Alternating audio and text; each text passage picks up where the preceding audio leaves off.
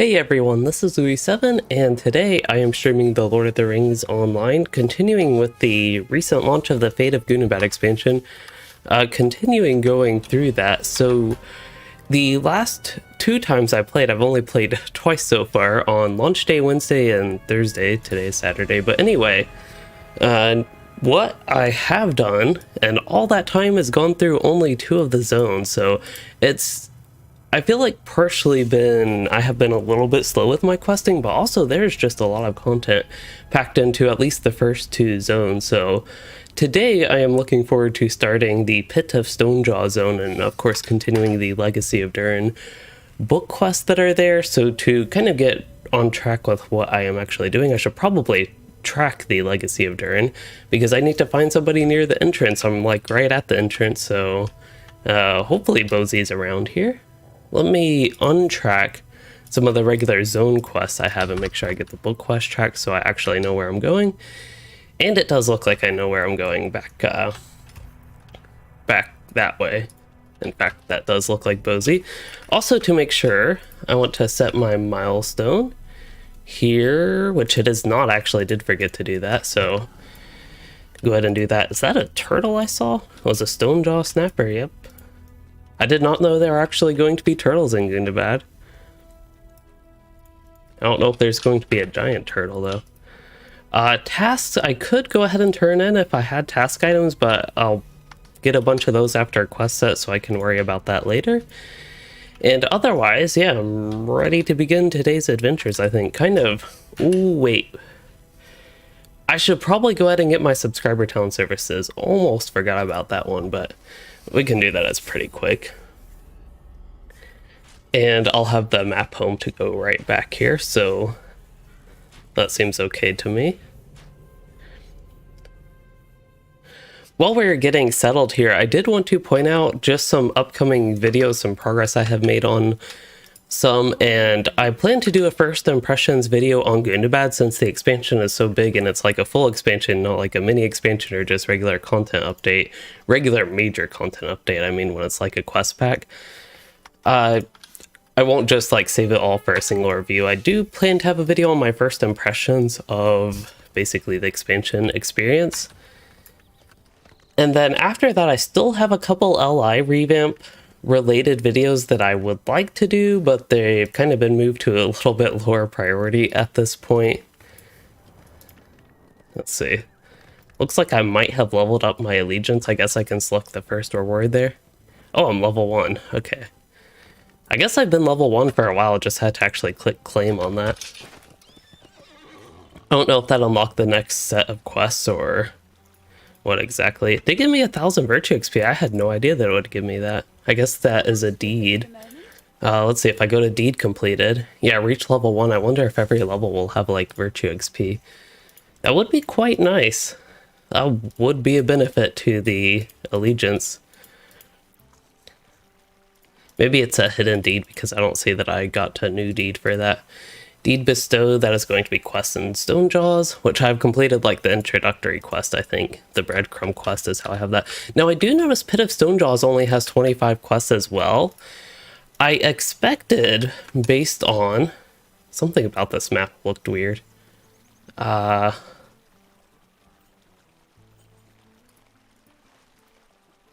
Maybe not. I don't know, something about the map looked weird when I opened it, but anyway.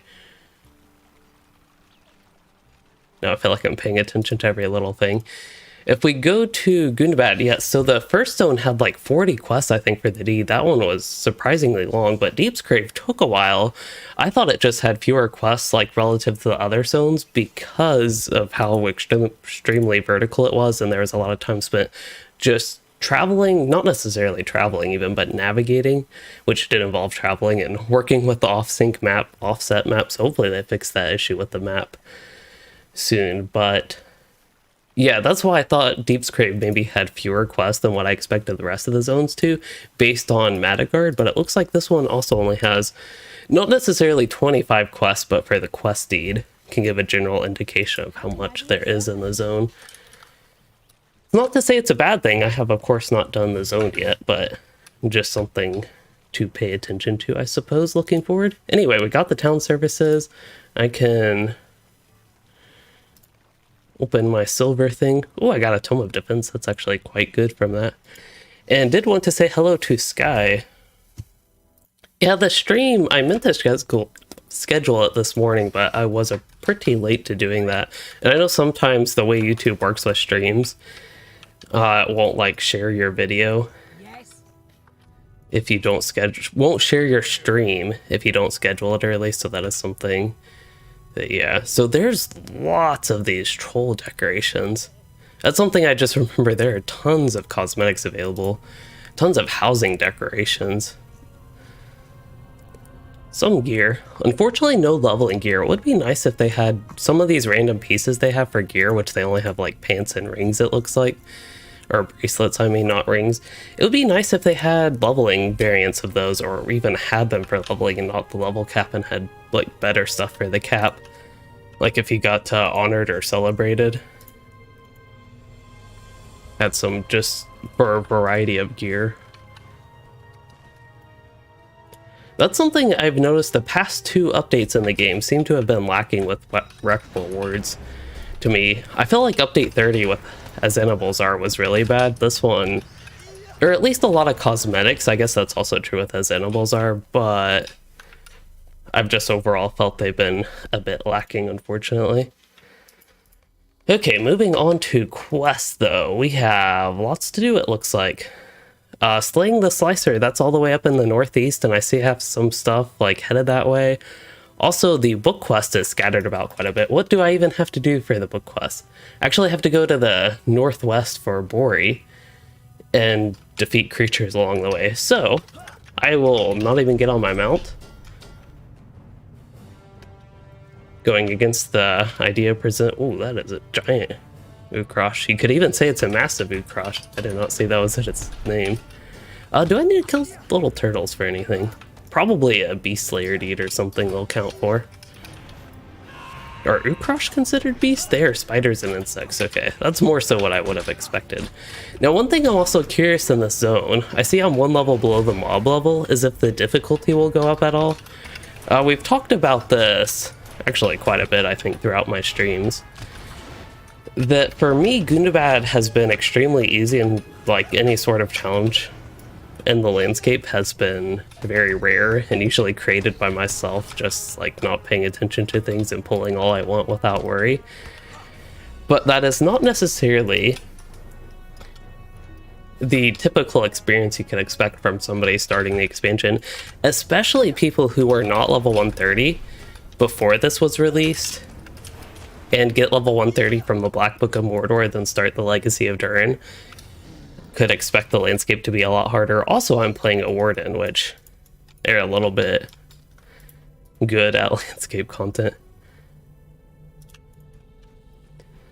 I should probably track something. Hello, Nathan Philip Connors. And there's a Crystal Grim. I have a Crystal Grim as well, except I think mine is smaller. There are lots of crystals in this zone. I've heard this ground effect doesn't actually work. As in, it does way too little damage. I don't think that's actually supposed to do 7 damage, which only goes down to like 4 for me right now. Are the War Steed bridles included with the new LI system? They are not. That's kind of a... yeah. A rough part of the new LI system is there are no new bridles, and all the old bridles are kind of unusable because they deactivate all the old LI system stuff. So unfortunately, you are going to be stuck without them. I know for some classes, it can be pretty impactful having bridles, and just in general with mounted combat, especially the Fury bonus. Is that what it's called? Fury? The energy type system you have on the War Steed? I can't even think of the name of it. I might have a bridle. No, I don't even have a bridle on this character anymore. Yeah, whatever that thing is called, the damage bonus you can get from it's pretty significant on the bridle. So I could definitely see mounted combat being a little bit rough without that, basically.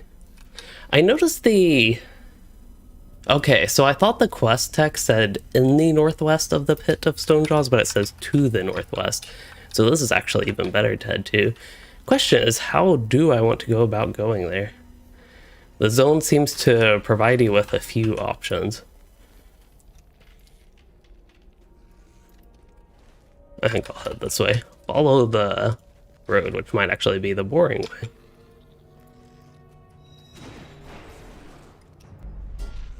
I assume hobgoblins, there's a slayer deed for them and all that sort of stuff. I really don't think I'll have to worry about it. Worry about killing hobgoblins. I have a quest for them, so might as well pull any I see along the way, I feel. Kind of curious how I'll want to progress this character.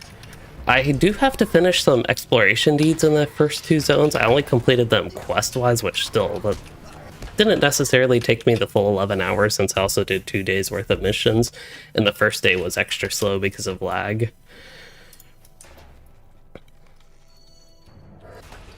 But yeah, I wonder when I will want to go back and do the exploration and slayer deeds.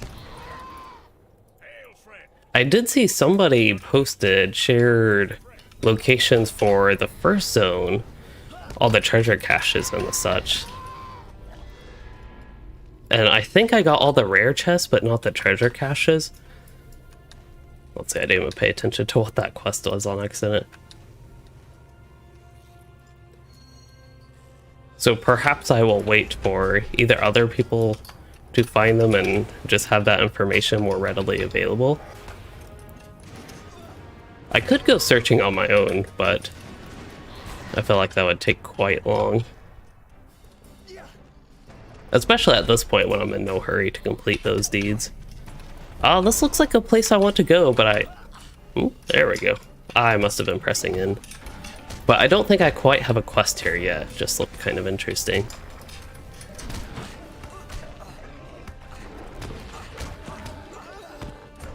Probably remove that debuff, but this is kind of what I'm talking about, the difficulty in Gundabad. This seems like it should be way more dangerous than it actually is playing out. There were, well, at least one signature in that pool. And lots of enemies. Hey, one of the debuffs actually drained my power there. They seem to last a long time, 30 seconds.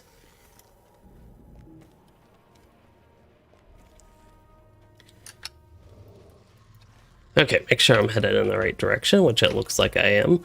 I do know some places in the mini-map seem to have a generic, like, grassland type thing, where the interior of Gundabad is kind of cut into, but then they didn't remove it as grassland in the other area. Because it seems really unlikely that on the other side of this wall is just a bunch of grass. You can also see some vertical element there.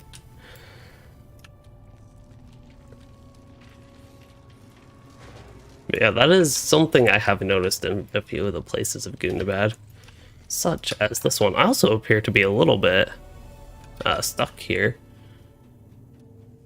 Kind of assumed there was a way out. Let me get on my mount so we can actually go through this a little bit faster. But I was headed down this way and ran into Kurgrim.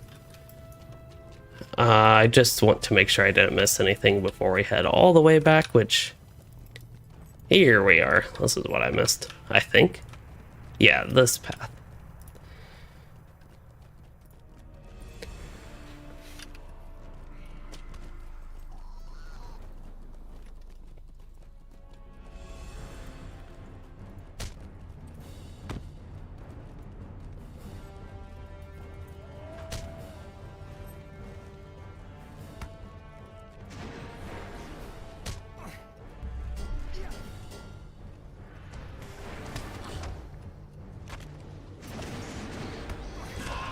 Wonder when I can reforge my new ally. I actually have no idea when I can reforge it. I've heard some people say 131 and 136. I did 131, but I haven't even tried at 132 or 133 to reforge. That is something I am curious on. Let's see. Cannot reforge, so it might actually be 136. There was a huge jump in power level. It was somewhere between 20 and 25% at 131.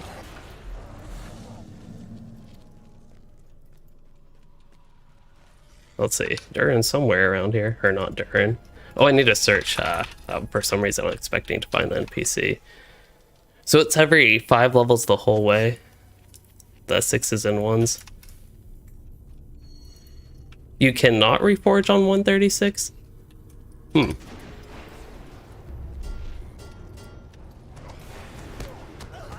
wonder if people were saying that as more guessing that you would be able to.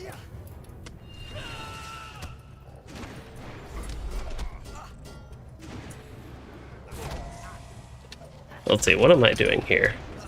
Ooh, Dork Whites. They look just like the fickle Gundu-ish non-instance part, what I remember on the landscape at least. Ones that have the ghosts come out of them. Anyway, I am once again getting distracted in a side area. I have also heard Vito, or somebody, yeah, Vito, you said Stonejaws hands down best zone. I've also heard that from somebody else. Oh, actually, had to pay attention to my health. I guess I'll use my free revive. Yeah, that should have not happened. Oh, I'm going to, yeah, take a lot of damage here. Hey, at least I'm running into something dangerous. Even if I died and am dealing with a little bit of lag here. I'm happy to have run into something dangerous enough to have killed me. Their debuff, their aura does a lot of damage. Okay. Ghosts Are Memories, I am not a fan of the Lord of the Rings saga, but I did not start LOTRO from the Lord of the Rings. I feel like I'm a fan of Lord of the Rings because of LOTRO, which is kind of opposite of a lot of people.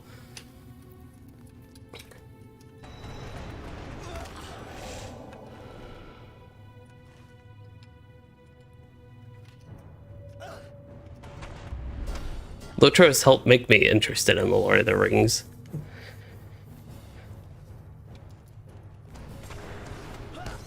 Oops, missed one builder on that. Oh, I was hoping the builder would go off before they came in with all that.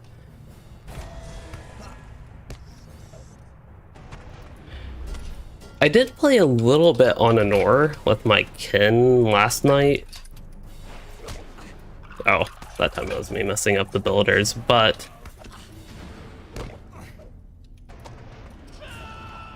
yeah, I can tell there's a little bit more lag today than there was yesterday on the 2 different servers.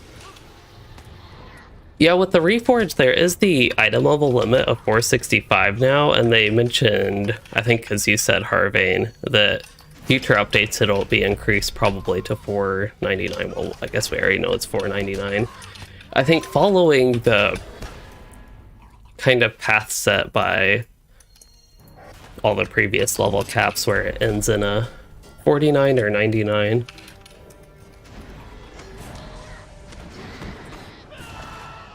Kind of like gear does item level wise. Ooh, Brandywine has had a little bit of lag. Been rough. I did notice Thursday was a lot better than Wednesday, launch day, but yeah, I actually haven't paid attention to how many people are in 765. That seems about what there was launch day on the server. Oh, I leveled up. 7.2. Once again, I forgot to pay attention to the quest. I'm going, even though I haven't done this, I feel like I'm going on autopilot. See a ring, click the NPC, click the buttons, then moving on. But anyway, seems like a lot of XP, but we have to get a lot of XP as well. For the book quest, it has me going, actually I have no idea where. Oh, look out over the Pit of Stonejaws, that could make sense. Oh, you can't actually jump off here. That's a little unfortunate. Perhaps it is just a legend after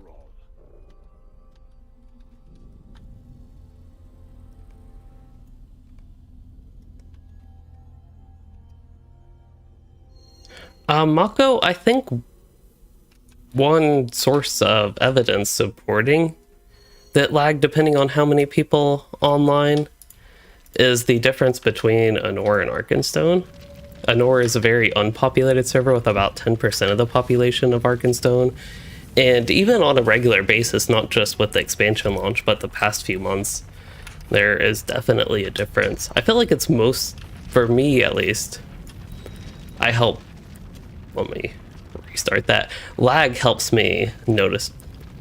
Whoa, I cannot get this sentence straight. Playing the Warden helps me notice the lag a little bit more, is what I was trying to say.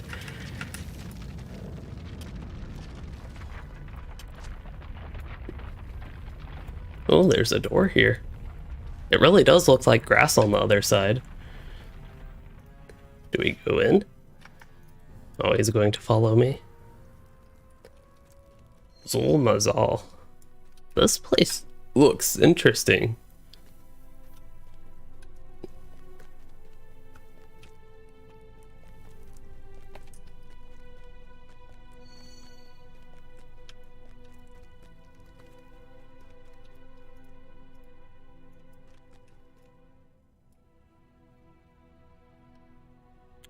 It looks like a crystal. That's about all I can tell.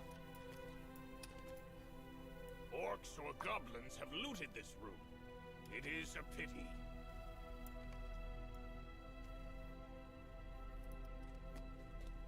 Okay, so we're going back out. Well, I was trying to go back out.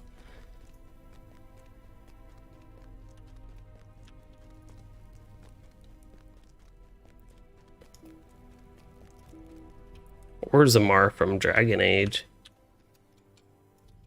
I played a little tiny bit of Dragon Age Origins. I think my short opinion on the game is I was a little bit, I don't know, weirded out, but didn't quite like the console feel of the game. Coming from MMOs, and especially MMOs like LOTRO or WoW, it was a hard adjustment for me, and I just didn't really end up getting into it much.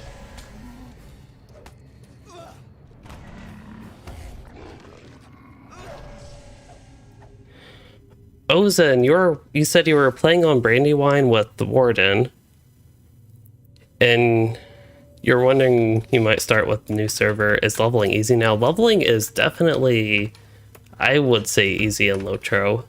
It takes a long time to level up, actually. You can level up kind of fast, but there's just so much content in the game and so many levels that it takes a long time.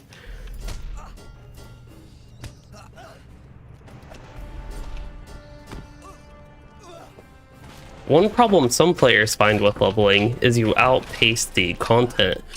So you'll just become higher level if you stick to doing all the quests in a zone. For example, you might outlevel the quest by the end.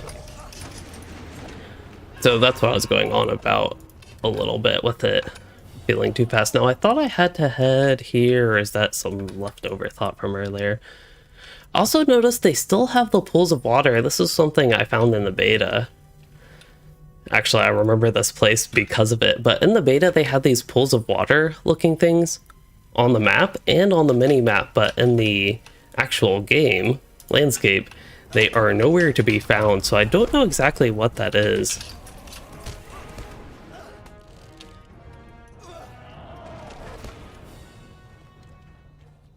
What exactly the deal is with that, because even right here it looks like I'm in another pool of water. Actually, there might be water? It really doesn't look like there's water, but when I jump, it's as if I am splashing water. This is weird. Oops. I wonder if that happens if I go on the minimap. Here it still looks like water. This does not look like water right here. But then this also isn't going like water. I can't even see, I don't see a thin film of water or anything here, just when I jump like this. No water here. There is some here, though. That's weird. Anyway, I don't even need to be here.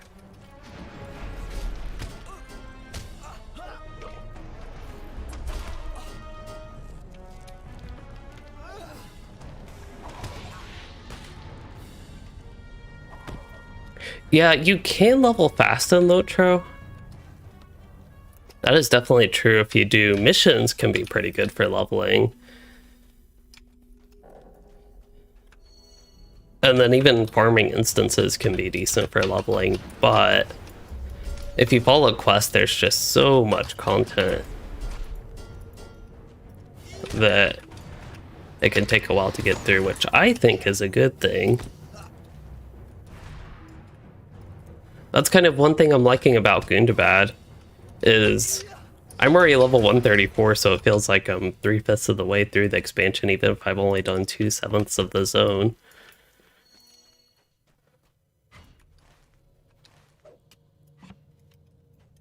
Oh, that was a really fast chop. I don't know if I paid attention to actually gathering these, but I guess with the toolkit, that's minus 4.5 seconds if it's 5 seconds for the duration. Then it would be half a second.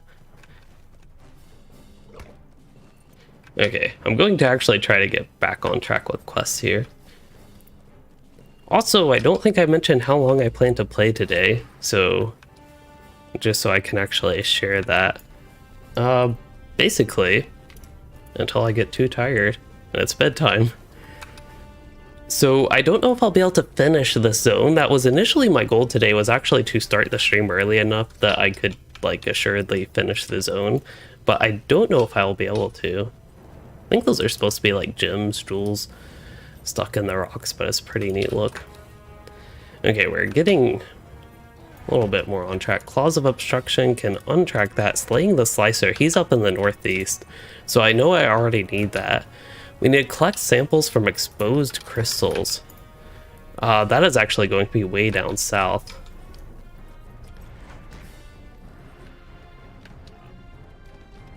I have heard some people talk about bugginess of Cloven Gap. I don't know about Carbronak, why that would barely count as a zone. It's a pretty gigantic zone, though.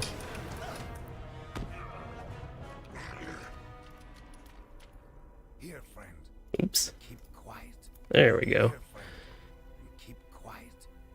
We must do something about this city. Shakajat, it is called. If you need a distraction, I am your dwarf. There we go. I can cause a distraction if I must. Very well. You and Emak. Okay, so we're defeating hobgoblins from this area.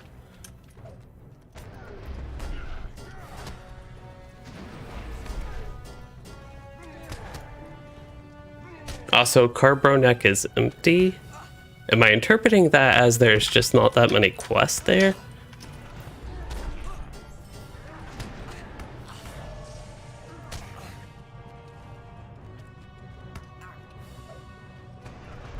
Okay, there should be, I believe, a horn to summon enemies or something.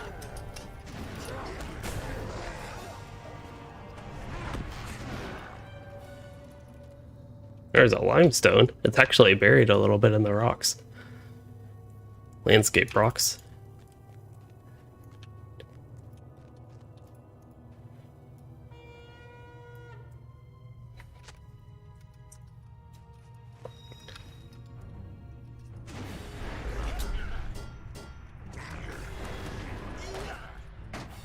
Oh wow, I actually am not sure how that enemy qualifies for a signature. That seems to be about the health of a normal mob. Okay, maybe a little bit more. Orc Spy. He actually doesn't count for anything? No Slayer Deed or anything? I want to double check that.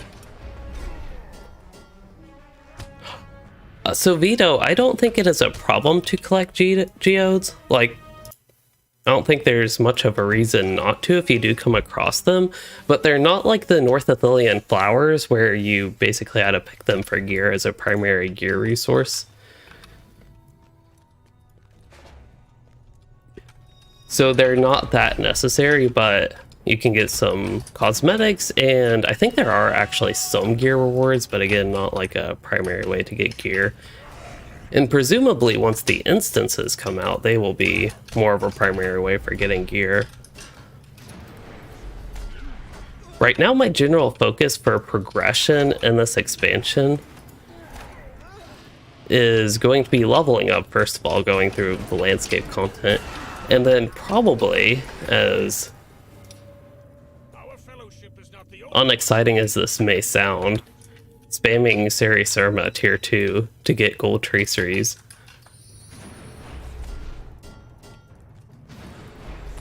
Unless they end up with a better way to get gold traceries, that will potentially be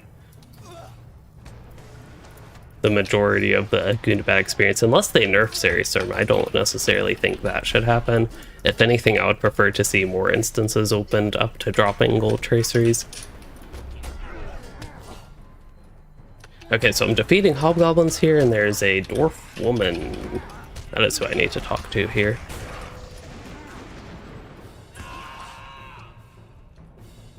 It does seem like mobs are hitting a little bit harder in the past level or so.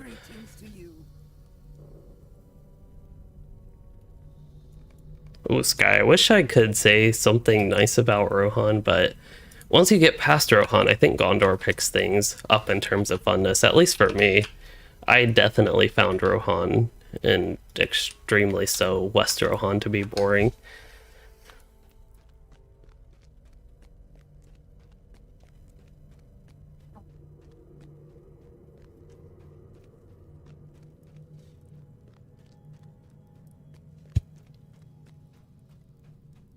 Pocket item, that's what it was from the geodes.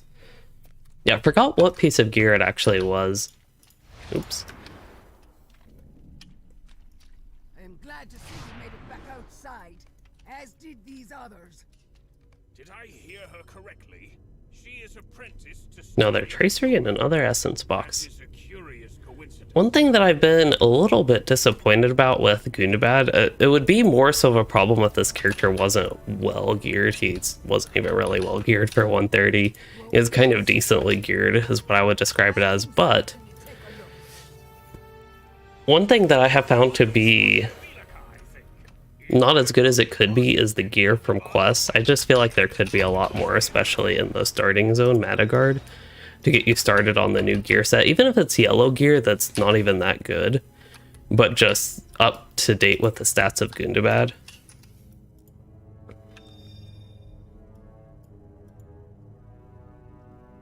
I'm guessing she knows a little bit more about this mosaic. Looked a little bit like crystals earlier to me. I don't know if it's the lighting in here, but those looked more white, I thought. Here they're looking a little bit more silver grayish, almost not like crystals anymore.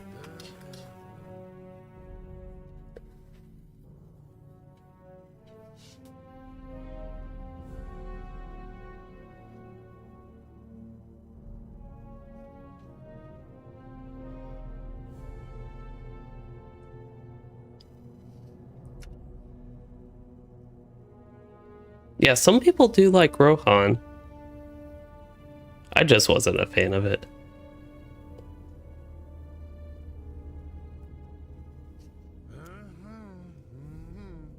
Yeah, Dunland I liked, but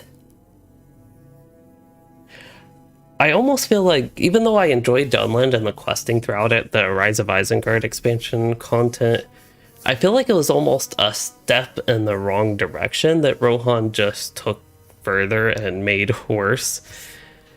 There were parts of Isengard, and particularly I think the Gap of Rohan. Here we can pay attention, get caught up on this.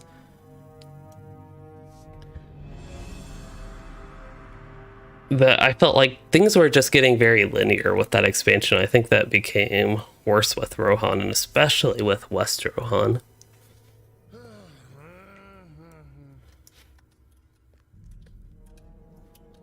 I also need to get a new outfit for this character still, and it looks like the Gundabad outfit. The crafting outfit looks the exact same as the questing outfit, which is unfortunate. Could go back to this green one. I was just getting annoyed at its lack of symmetry.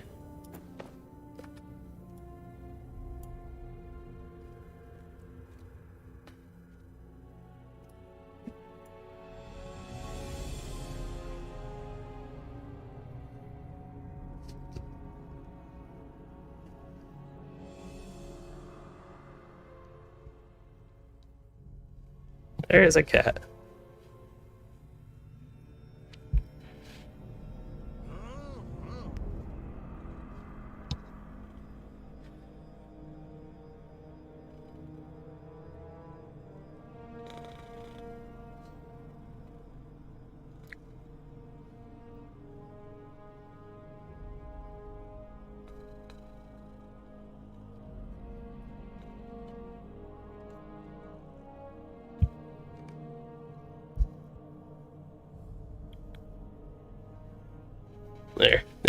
camp can be populated.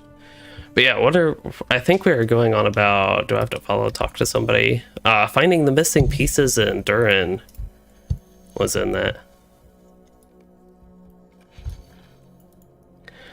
I do not have the Minas Morgul fan bundle outfit. I bought the Minas Morgul expansion in the LOTRO store.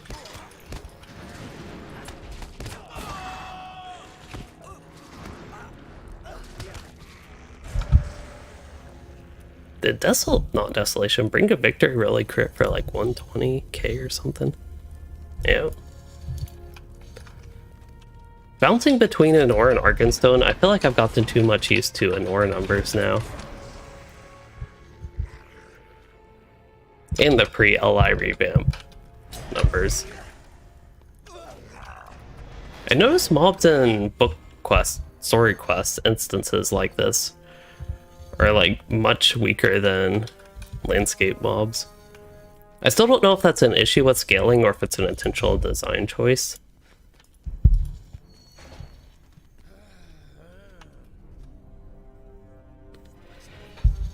Shouting? Oh, it's probably me.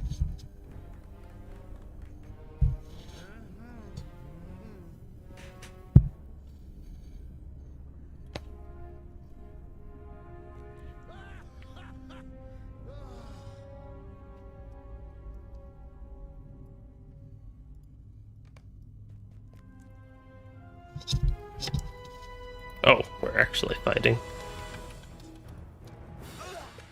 For some reason, I expected this to be done, even though it said fight alongside them. I thought that was a little bit of fighting we did for that.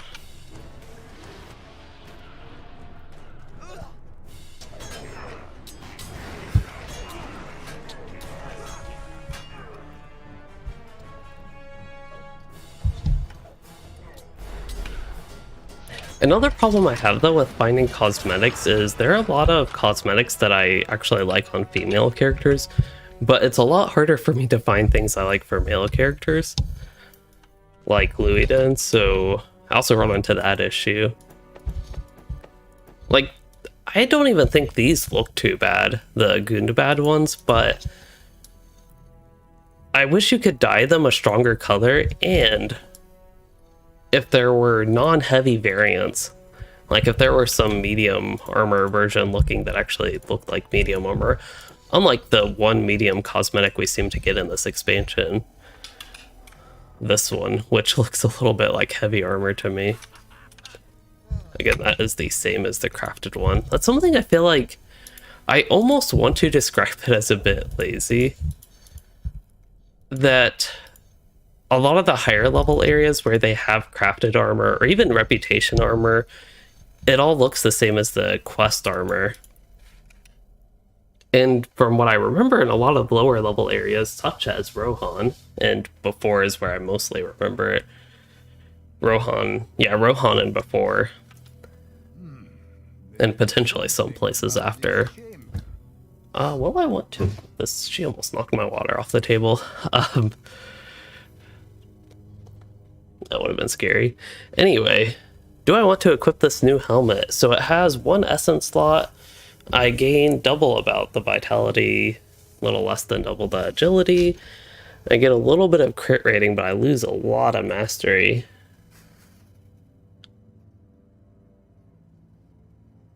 I do have essences I could put in it, but I just not quite sure.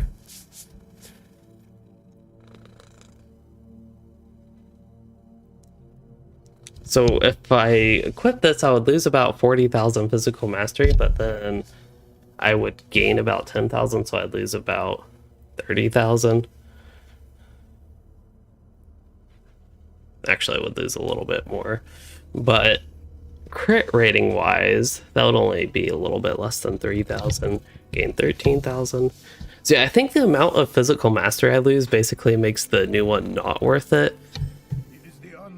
Unless I have an essence out here, 24.2k crit rating essence. But what is my physical mastery doing? See, my physical mastery is quite low, and that would be the higher priority stat at this point. I believe I will remain here if that is all right. Fall of Khazad-dûm armor. Ball of Khazad-dûm. Oh yeah, FOKD, okay. For some reason, my mind went straight to Moria, like maybe there was a Moria pre-order. I don't know why she wants to stiffen my nose today.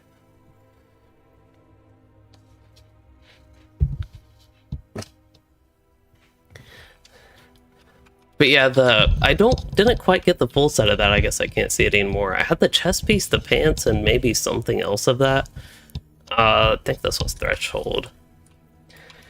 So I didn't quite get that, but I agree. The Fall of Khazad-dûm armor looked quite nice and was pretty unique as well.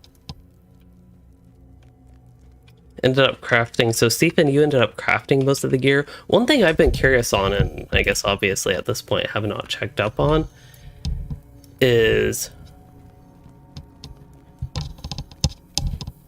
the difference between the PvP armor and the crafted armor, if it's actually worth just spending a few gold, if even that much, a couple gold maybe even, on the PvMP armor at 140 versus the crafted armor set. I have not looked into that, but I'm curious if the PvMP stats, armor just stats, are good enough that it's actually just worth going with that.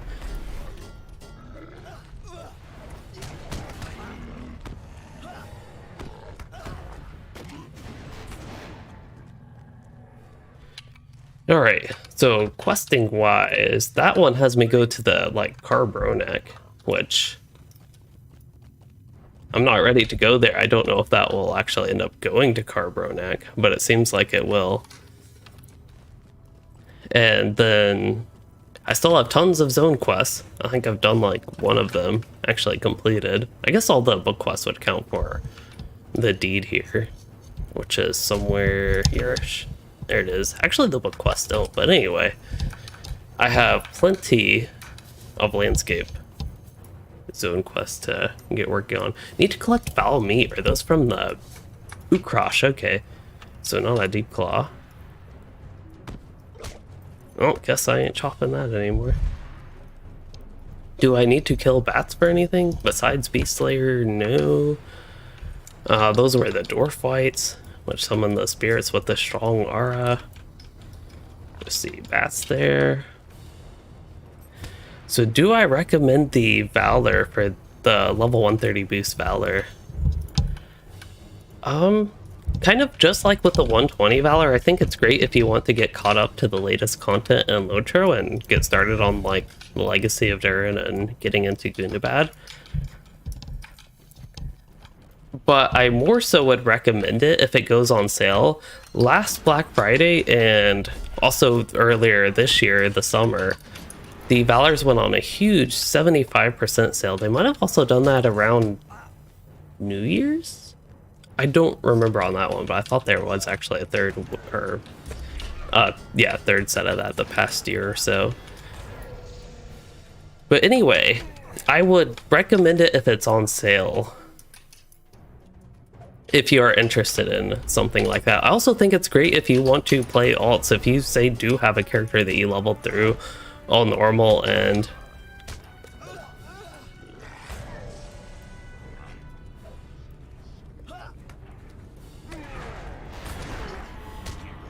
let's see, I got distracted. Well, I forgot what I was even saying.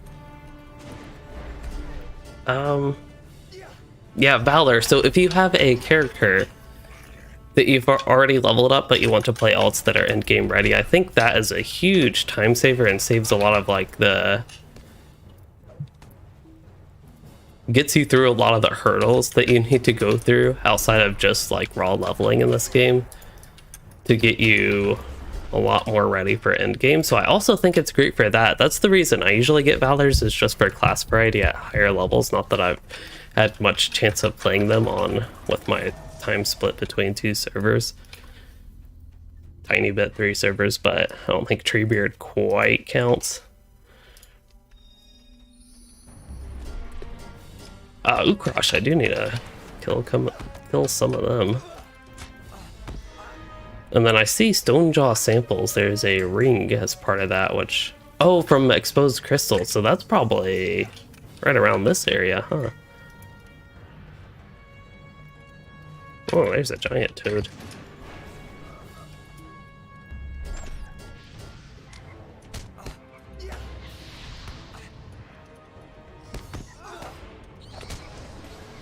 If they want to make Gundabad follow something with Moria, like just have a similarity to Moria, but then have its own twist, they could make a giant toad boss that's kind of like Thilical Toad version. I would be interested in that at least.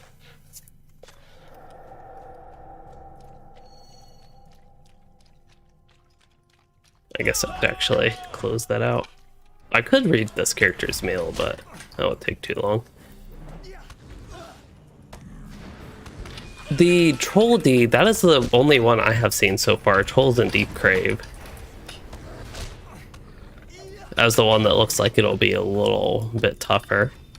Reminds me a little bit of the Grims and Forakel, just that type of a little bit harder to, not even necessarily harder, but just takes longer to eventually get them all. But yeah, that's something I noticed perhaps halfway through my Deep Crave playing, where if I had seen that before or noticed the lack of trolls, I might have prioritized just pulling all the ones I saw earlier. So I see a lot of exposed crystals, but of course they're not the variety that work from quests. In fact, I have not seen one Stonejaws samples. Am I crazy? Collect samples. Like, there's lots of exposed crystals right here. Am I supposed to use an item in my inventory? Usually if I had to use something like that, it'd be up here, I think.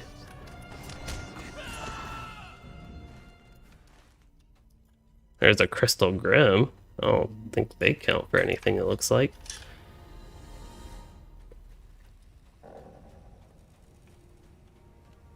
Beast here sucked. I'm actually surprised Beast here sucked, just because I've personally run into like lots of bats and even a little bit of the turtles. I don't know if deep toads count. Do deep claws, are they beasts? Yeah, they are beasts. Do need Ukrosh again. Okay, so there are parts, Will, in Deep's Crave that are full of trolls. I have not found any of those parts. I did. Oops.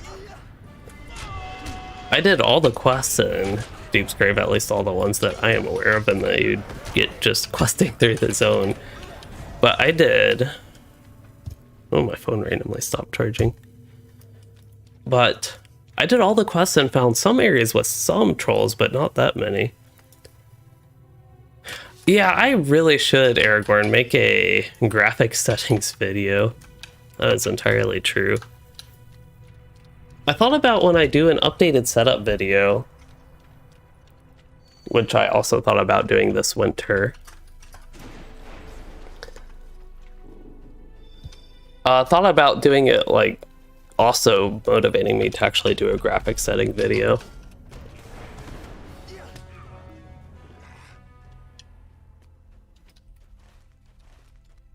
Where are these exposed crystals? Collect samples. I should hit the exposed crystals with Funi's pick. Do I have that pick in my inventory?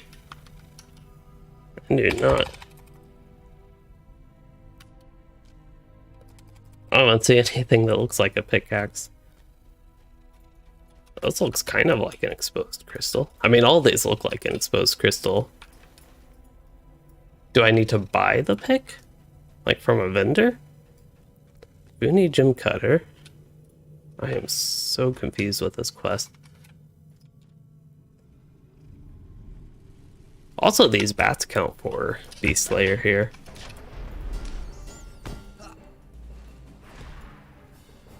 I went right to where that ring was. All the stuff is there for this quest, so you don't need a quest item or anything. That's what I feel like. I had one crystal on my screen. Uh-oh. I know over here it specifically has a ring, so there should be a crystal like right up there, just so I can... Yeah, this one. I remember going right by that, but I could not interact with it, unless it counts as like an NPC. All I'm targeting is granite here. Rhyolite. I think that's the first Rhyolite I've seen. So I have this quest. I have the ring right here. for what looks like this crystal. Oh, I can actually run through it.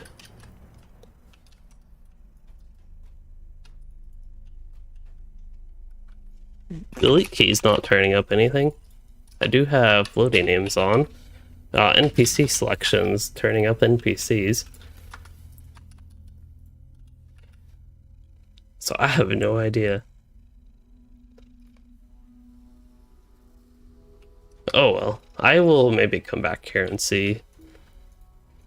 Go do the stuff in the other part of the zone, then come back. Hopefully that's not important for just progressing all the zone quests.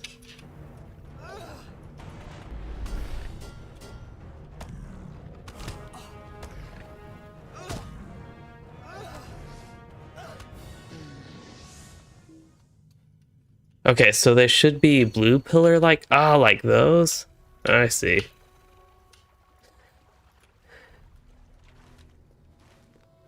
So I was just missing them this whole time.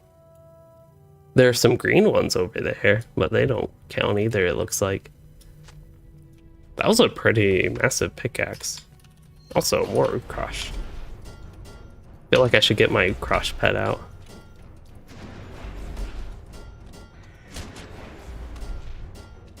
Oh, this one counts.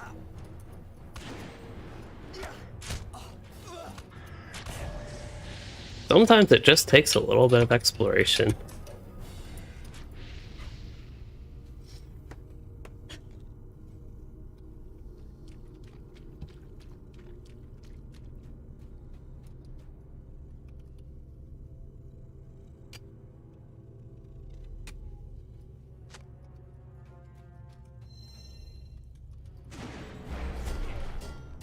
See a limestone. Yeah, I'll probably just get this.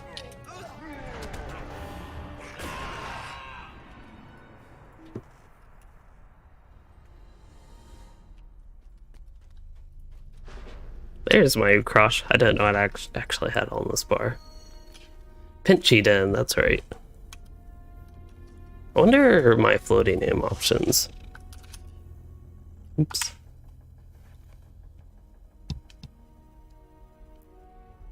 Pet names? There we go. Item names, surname, all players' names, fellows' names. Probably turn that off. Section name, toggle floating names. All player names? Just have enemies show up. NPCs is okay.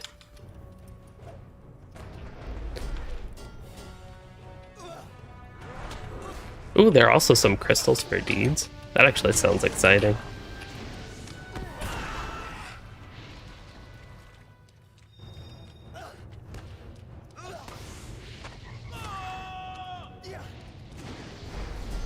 Okay, I have no idea why I headed to this pool. It's one thing I find with Gundabad. It might just be me, but I find myself just wanting to kill enemies sometimes while I'm traveling, and it's definitely an extra slowdown for my questing experience. The Deep Claw counts for something, Beast Slayer. I just remember somebody saying in chat that Beast Slayer here was tough, so I'm paying attention to when I find beasts.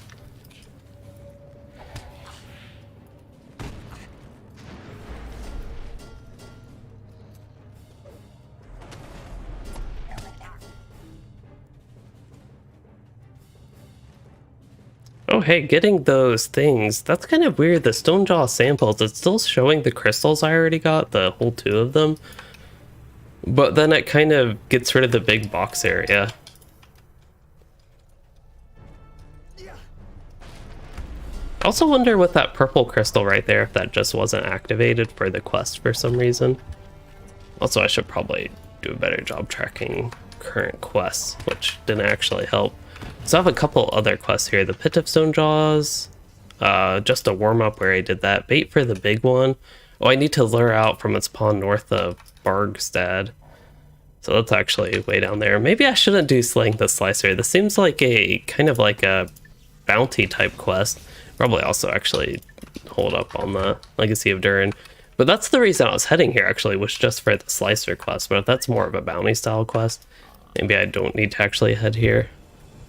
But I like cleaning up all the quests I have, so I will still do it. Okay, so you did encounter the same thing, Harbane. Good to know it's just not me, and not me going completely crazy. A little bit crazy for a while there, sure.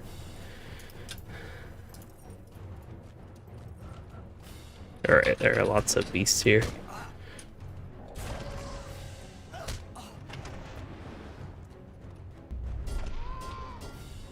Thought somebody mentioned beasts here was hard for the Slayer deed. This location looks pretty good. There's also somebody following me, and I used to have that outfit as my raiding outfit. I am headed, I think, this way. Ravenous Stoneclaw. Oh, we're finding some signatures here. Gundabad hide. That actually is a name that makes sense. Like, they sometimes come up with fancy names for hides, like Amphilis. I don't know why that's the first one that came to mind. Earlingas, Rittermark, which don't quite fully match the expansion name, but this one's, I feel like, simple enough. Is that Runekeeper still here? Oh yeah, floating names won't show player names now. I don't even know if they needed to head here. Or are they running back to... Oh, actually, I need that thing too.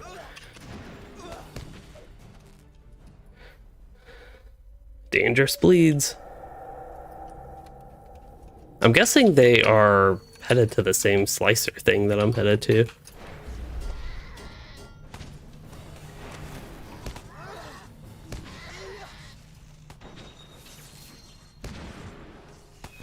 Oh, I missed it.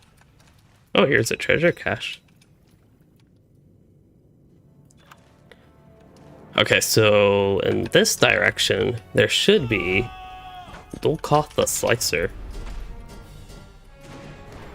Oh, here's a rare chest that I can't loot. So there is actually this weird issue where if you looted a Madagar chest, it would count for the deed for the Stonejaws chest. And this is the first rare chest that I've actually come across in the Stonejaws. Oh, there's a Slicer. Hey, he's an actual, like, small fellowship thing. There was something weird in Madagard as well, where there was a bounty quest for a regular mob. Oh, no. Unfortunately, I'm not a high elf, so I can't res them. Hopefully, I still got credit for the kill. Also, unfortunately, had no way to taunt the enemy. But, yeah, there was a regular bounty quest that had you kill an elite, and then there was like a small fellowship quest that had a signature, and I feel like those two got reversed somehow. But it was nice to see this small fellowship actually being an elite mob, which I get why it's labeled as small fellowship, but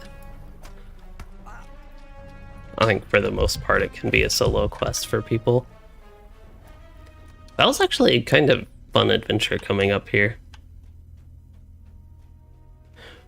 Oh yeah, another reason Slayers, I guess another benefit of Warden is Slayers can definitely be easier because I just run around range resounding challenging everything. And it's kind of a playstyle I've gotten used to, I think partially developed because of how valuable it is for completing Slayer deeds. But at this point, we can do the Warden trick of not as Anabalzar, but mustering, and then just taking a swift travel to the Stable Master. I know I will miss out for the bait for the big one, but I can quickly get there from that direction. Hello, oh my god.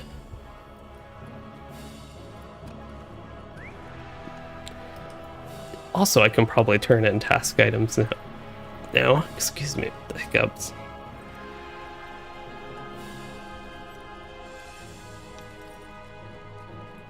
Can't believe I've gotten used to playing the game with like floating names on more frequently than I have it off. Okay, what do we have? Frost Rime Skin? Yeah, that's an easy one to do.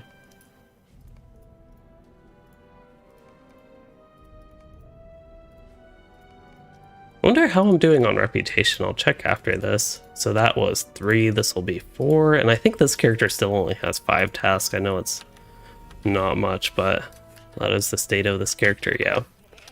Ooh, hit 138 today. Tomb quests. I have not gotten to those. Not that I am aware of.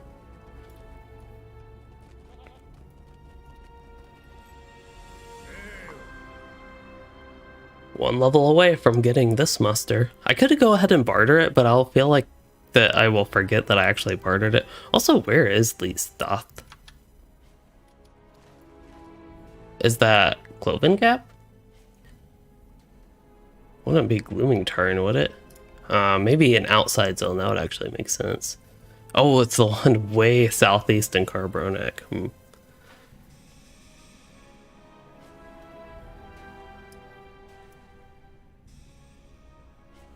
Oh, can you not go to the other zone from that? There's 2 Carbronek, but I don't see a 2 Welcome Lofts here. I just noticed that, actually. Hello, Sneaks. You got into LOTRO after 3 or 4 years away. That was Mordor time, maybe? Maybe like update 22. Could have been update 23 at that point. Not too sure. But anyway, glad you were enjoying the game again after all the years. I feel like LOTRO's last few years, especially after Mordor, even if I don't consider Mordor that bad, or even Gondor nowadays for that matter, I really find these stuff, starting with maybe Ered Mithrin, and especially starting with Minas Morgul, to be a lot better again.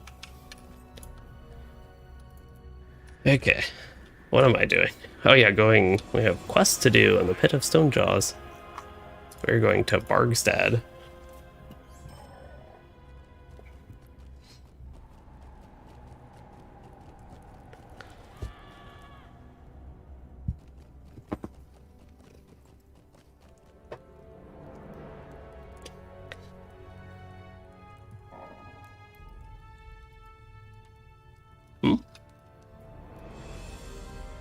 Well, guess it's time for screenshots. Get another one of this zone. This is about where I think the screenshot for the thumbnail was, like right at this camp.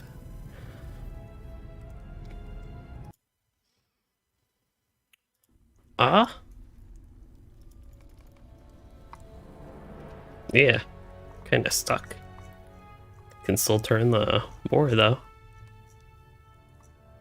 Where's the Ukrush?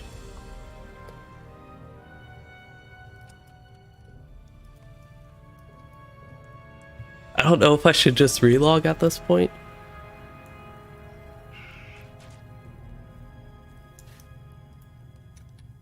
I don't even know. Maybe relogging would help. I was thinking restarting the game, but I'll try relogging.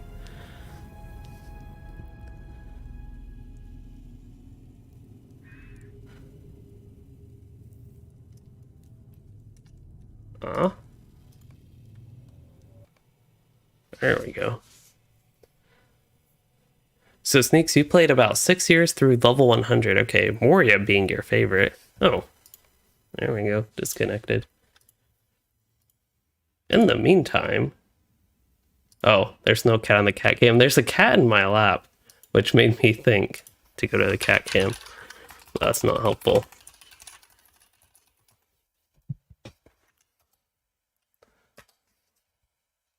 There she is. If y'all can hear me from here, I actually don't know how the mic picks me up this far away.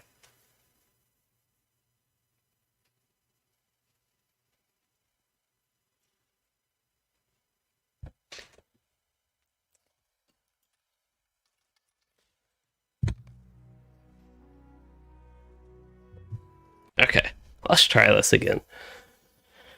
Arthas is a copy of Sauron.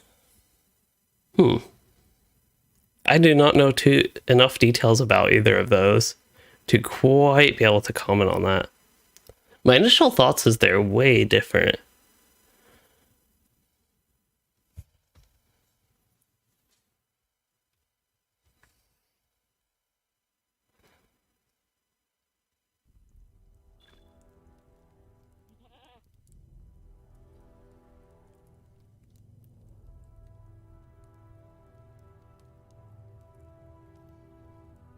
All right. All set to do the... Can't do the turn-ins until I actually finish all the quests. I guess I don't need Ukrush anymore. Otherwise, I would, yeah, have a quest saying I need them. Well, that was a little unfortunate. There we go. Mail. Oh yeah, it's going to tell me mail. What's the names? Actually don't know what that's about.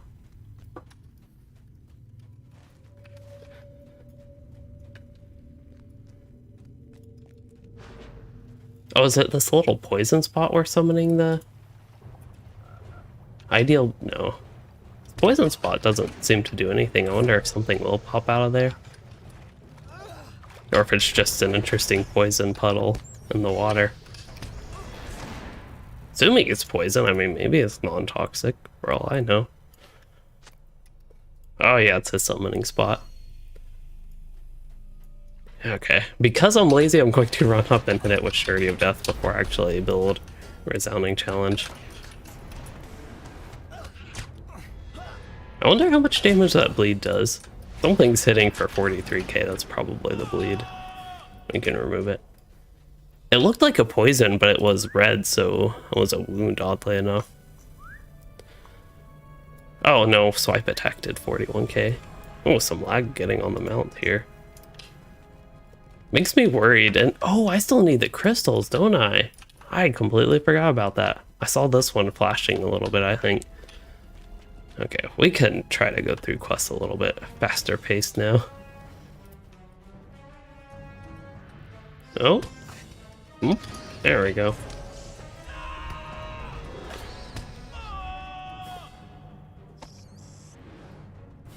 Plus, maybe I'll like slowness with quests since I'm always going slow.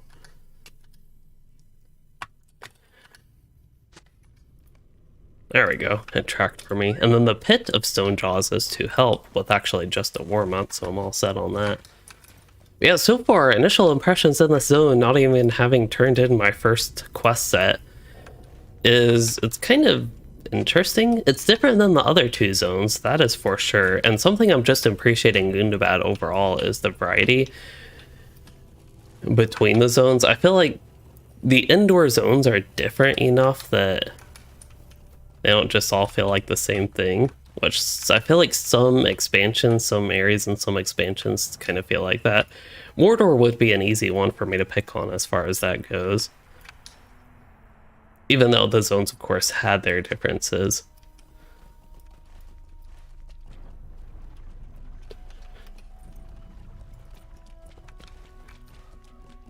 And there's some decent variety within the zones, but at least with an expansion like this, where there are so many zones, I feel like that's actually less important to me than it normally would be. Like for a quest pack zone, I really like kind of Inadway style where there was lots of variety within the single zone. I don't know why I didn't see this. Maybe it was so bright I just couldn't even see it glowing. And I had floating names off. But that's why the delete key saved me there. Yeah, the coupon code, that was a great thing. I plan to make another video. We still have like 17 days left that people can utilize it.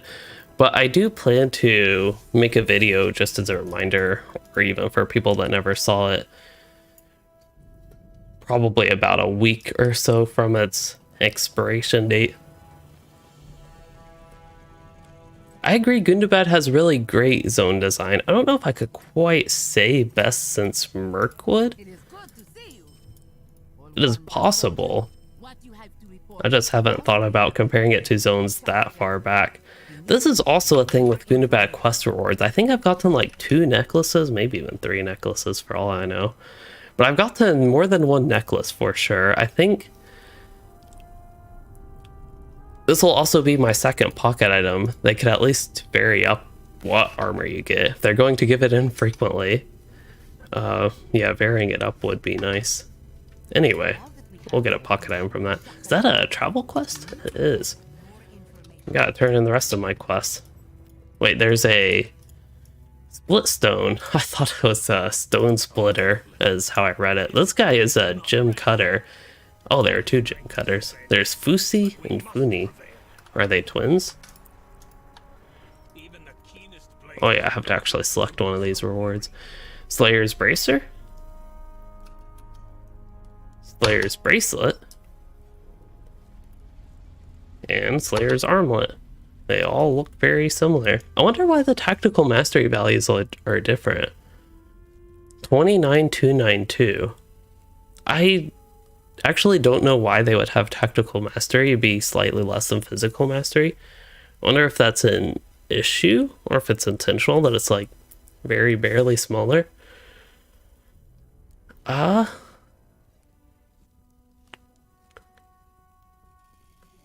yeah, anyway, I will of course take the agility one. That one should be a nice upgrade.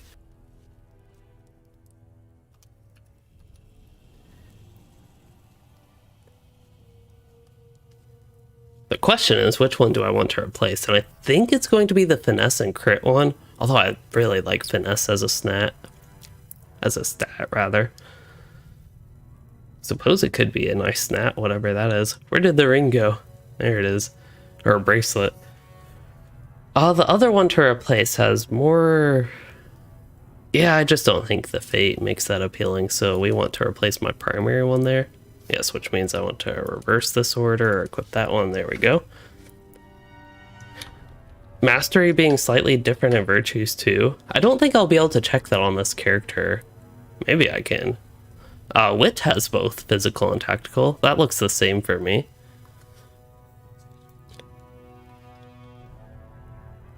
Wait, so Zul Mazal is some of the old instancing that was prepared for Middle Earth Online before this game even became LOTRO? So that's part of what Middle Earth Online could have looked like back then? I noticed the architecture looked a little bit weird, like the pillars they had on the side. It kind of reminded me actually of totems. So where was I going? Like, the first thing my mind went to was totems, and that of course made me think of the wild people in this area. Tar Druidin. Okay, what am I doing? So the bonus on Zeal was like less than 100 off at rank 80. That is kind of interesting what the issue is, or what's going on basically with tactical versus physical. I guess I have to complete the inner circle. I just went on autopilot assuming I got a new set of quests and was ready to head out.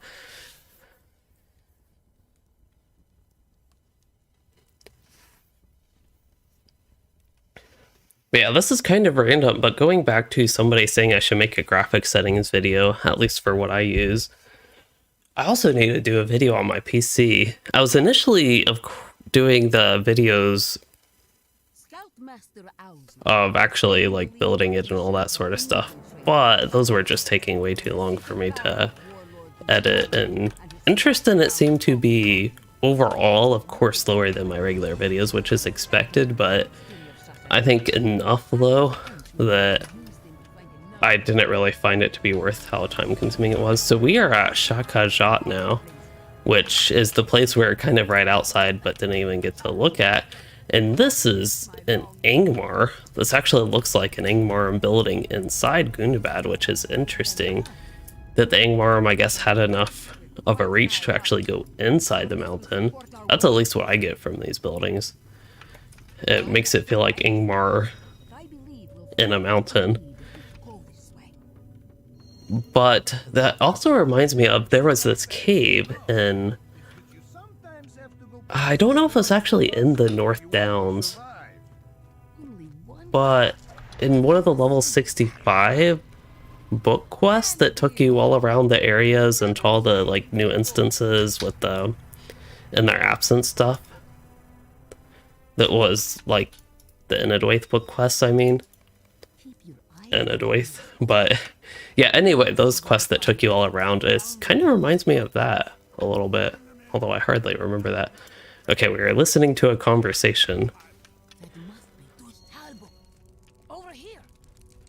Yes, warlord. There is an orc, and there's an orc. That's an interesting looking thing. Can I jump down Oh, it says do not allow the hobgoblins to see you. I wonder if I jump down if that would actually fail this quest. If I can jump down. No, I swear it Well, I haven't run into a barrier yet. Oh well. I really want to jump down just to see what happens, but was listening. I could go back up, right? Let's see. I can still see in the chat the conversation. Oh, there's steps here. Okay. I saw the purple fire. That scared me for a moment. Okay. With the dragon. With criminal. What?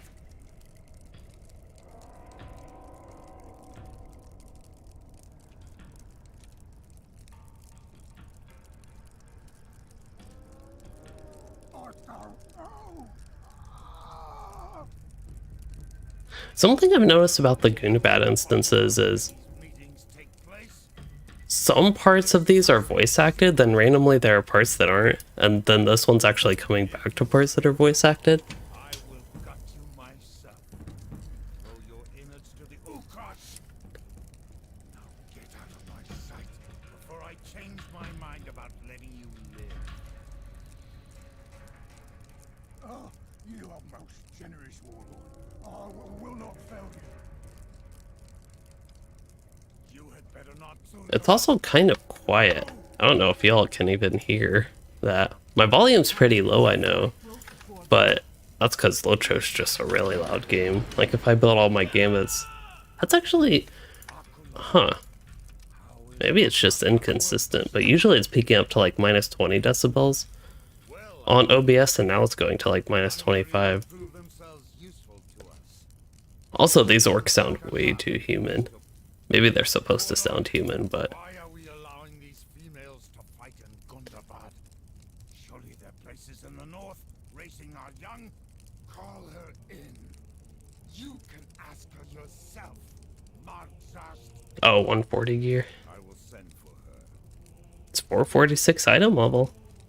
I don't think I would want either of those pieces, but No, I don't think. I guess that's what it looks like. You see? You are afraid of her. Because she is strong, fierce, and cunning. These are all traits I value in our warriors. If she wishes to help us win this war, I see no reason to send her.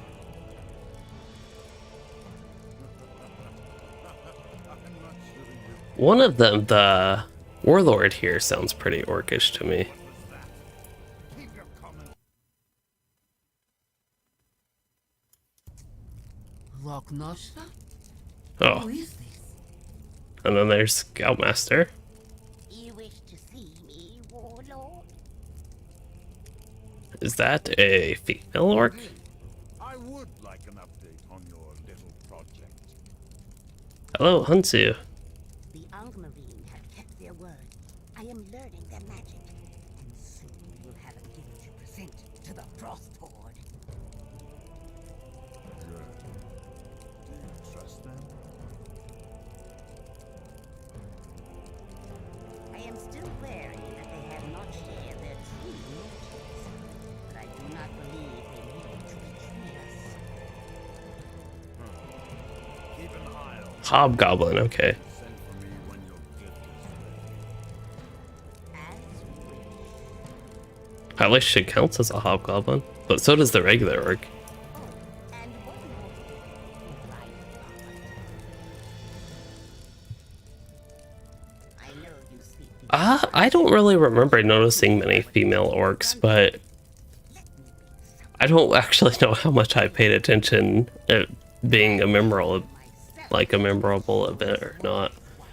But None of you can be trusted. yeah, it is something I noticed this time. Uparma is one of our last strongholds. If we lose, the future of our kind is bleak. Ooh, wait, what is one of the last strongholds? Till your petty squad Herbamok? Zorgar. Herbharmok? How dare you Herbharmok. speak that way to me?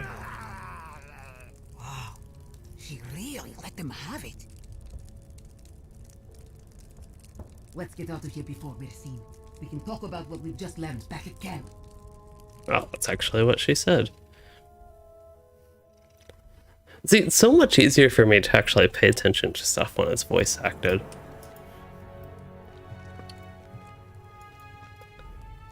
It's probably hard to do for a lot of the quests in LOTRO, but ones like this and story quests, it really would help me stay more engaged with them. I probably actually do want finesse. I don't really care about my tactical mitt. I would be sad to lose about half of that vitality, but I think I will equip this finesse one in just because I have it. Actually, I should probably go ahead and just get going with Mastery Essence. Just to double check. Usually the Mastery Essences are like way ahead of the stat ones, but just to make sure it's the same at 131. Yes. It's like, it's very easy to tell for people that don't know. I can do a quick tutorial on this. So as a warden, you get, let's actually go to agility. You get 3 physical mastery per agility. So that would be a little over 9,000, close to 9,600 physical mastery from that, which is way less than the physical mastery from this. Now you can factor in that you get like 1 critical rating per agility, but that's still nowhere to make up for the huge difference in physical mastery. So yeah, main stat essences are just generally bad, and usually selecting mastery is better. And if I want a critical rating, I could of course choose that, but I actually have a crit rating essence down here. It's just physical mastery is becoming higher priority and more efficient of a stat. So I will get that, and that should solve my finesse problems. Not that they're problems. Wait, item no longer exists. Well, it's in the pocket item. But yeah, my finesse problems, I probably shouldn't actually have finesse problems at this point. Oh, Inadoith, that one. As much as I love Inadoith, that is one of my least favorite quests in LOTRO. Also because you have to randomly interact, like, intermittently throughout those 20 minutes. Assuming we're talking about the same quest. And if you don't, I think it somehow gets failed or something. Like a mob appears at some point. But anyway, finesse. Yeah, and I gain a lot of finesse from that. And physical mastery, if we are interested in that. I was getting down to 182.9. And that moves me up to 1,000,000. 186.9. So it's a pretty good damage upgrade. Now, I do lose a little bit of morale. I lose like 20k morale, so there is a downside, and I lose the tactical mitt, but who cares about that? At least I don't. Race has a little bit of an effect. So there is one effect that is extremely minor, that it's basically no effect, is you get some passive boost for your race. So let me see if I can even find any of these. Yeah, base passive skills, things like plus 15 agility, that's basically nothing. But then some races like high elf, oh, that's actually inner light, never mind. Some races like high elf, maybe it's a trait. Yeah, okay, so let's go to the traits. The racial traits is where it can matter a little bit more. So ooh, that actually gives a lot of fate. I did not know that gave nearly that much fate, wow. That's not much, but it's not like completely negligible. It's, for some reason I thought it gave like 3 fate or something. That's what I'm used to those giving. I don't know if that's been adjusted for everything. But anyway, the other things to pay attention to is things like one-handed sword damage bonus. So race can impact that, and more so which weapon you choose, but also with something like the high elf, and Stout Axe has something similar. I am not a high elf, that is the problem. I forget Luiden's a regular elf, because he was made before high elves were added to the game. They have like plus 5% light type damage. Now, importantly, those don't add up to actually increasing your damage by 5% like the weapon ones. It looks like another dwarf I know. But that actually does have a little bit of impact.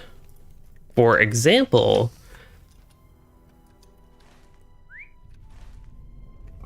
let's see, trying to think of an example. I don't know what dwarves can get. I think dwarves wouldn't be too bad for Hunter. But it's overall a relatively minor impact, and it's not like a huge impact. Now, there is also reportedly, at least, I always have to say reportedly because I have not seen any evidence provided to support these hypotheses from players, that different races have different animation times, and especially for high elf, I think people have found quicker animation times so you can use more abilities more rapidly and get more damage, which is pretty impactful. I vote west first. We'll follow the same path previously. My favorite mount in LOTRO, that is a good question, because I have no idea.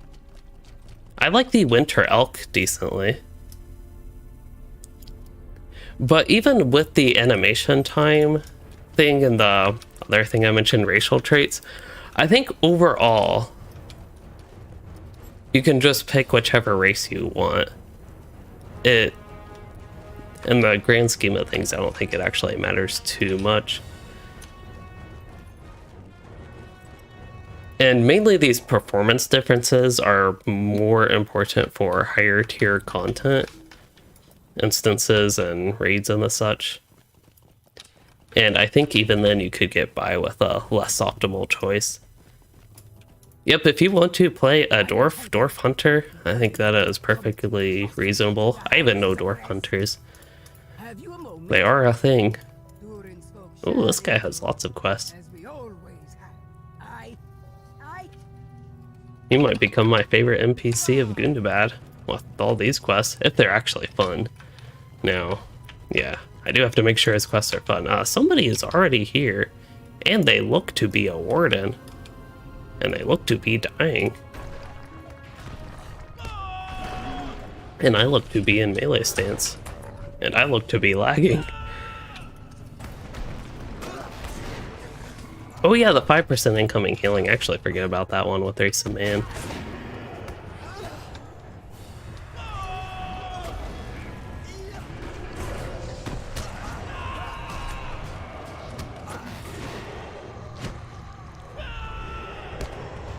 Oh, so much lag here. I don't know if it's lag just because of more players nearby. That would seem kind of ridiculous, but maybe. Okay, did I need anything else here? It just says investigate. I don't know if I have to click items. Yeah, there's a Dwarf Lord's tomb.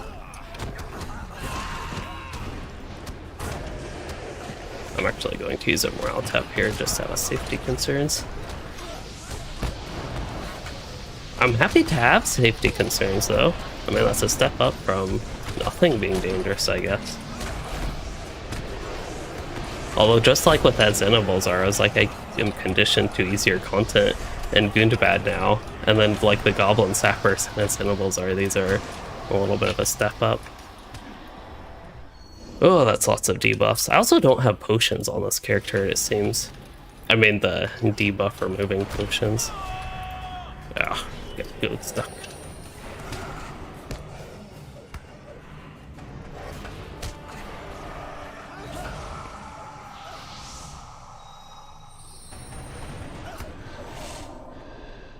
I wonder if I have any food.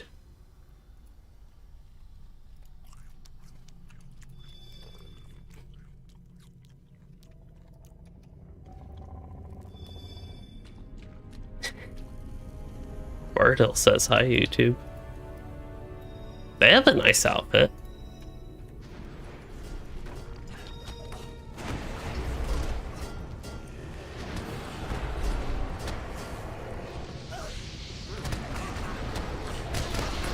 Oh, it didn't hit them. Uh-oh, this is bad. This is actually really bad. I don't think I'm gonna live through this. That was unfortunate. Hopefully he lives through it. There is not a gambit to remove debuffs, but there are debuff removal skill as a short cooldown. Hopefully I didn't get him killed.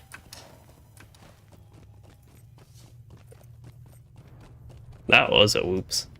That was a very newbie moment. I feel like, so the issues with those pulls is, one, there's a little bit of lag. I feel like I can comfortably blame lag a little bit there. What did it mess up? It messed up one of my gambits. I was going to use resolution, which is not that strong, but It's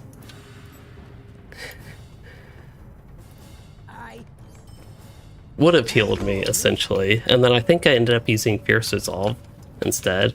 Also, I don't know where those dwarf whites came from. Oh, they're all around here. Okay, this is actually quite bad again. I don't know why I keep getting myself stuck in these situations, but it is interesting to run into difficulty. I guess pay attention to which mobs I pull and how I pull them and what I do with them. Actually doing a lot of damage too. Okay. See, I'm getting all these heals now with the morale taps. I guess I can use Fierce Resolve. Actually, things are dying. Hey, that's another thing. I can kill things.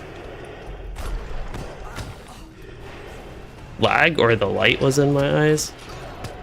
There's definitely light in my eyes. I mean, look at these crystals. They're basically blinding. Khazad-dûm is Moria. Actually, Khazad-dûm is the dwarf name for Moria. Hello, Felipe. Oh, I saw you die there? If you were the warden, I am sorry for that. I must have gotten everybody killed.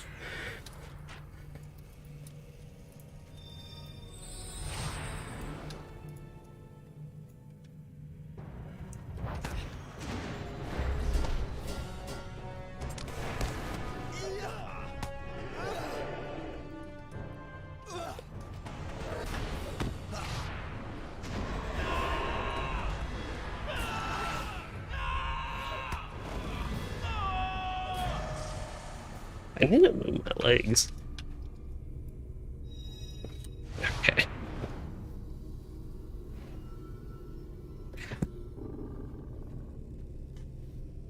Well, that was enough for the cat to get up anyway.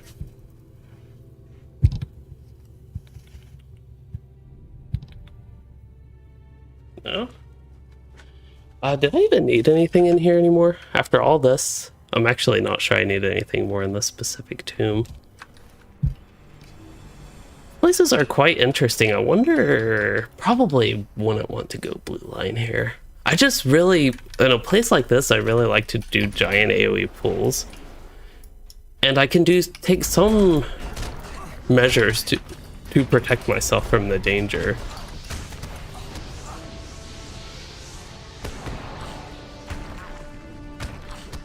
Like, not getting stunned would be ideal.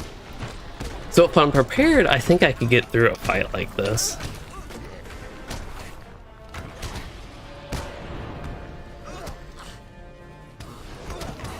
Oh, so much lag here.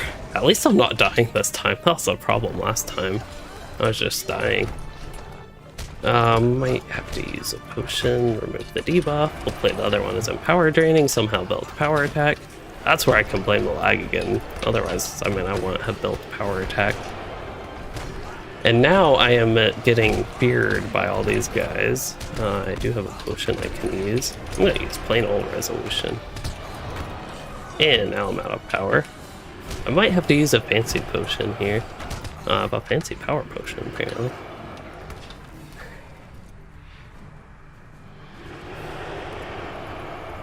Yeah, I think the aura is going to kill me there. That was interesting, though. I gotta try to push the limits.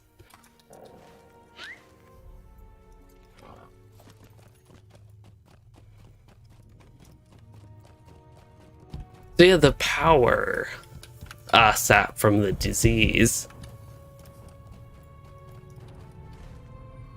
Wrong way. That would be what I'd have to work through next with that.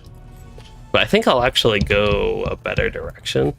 I need to defeat Ingmarum there? I have not seen a single Ingmarum.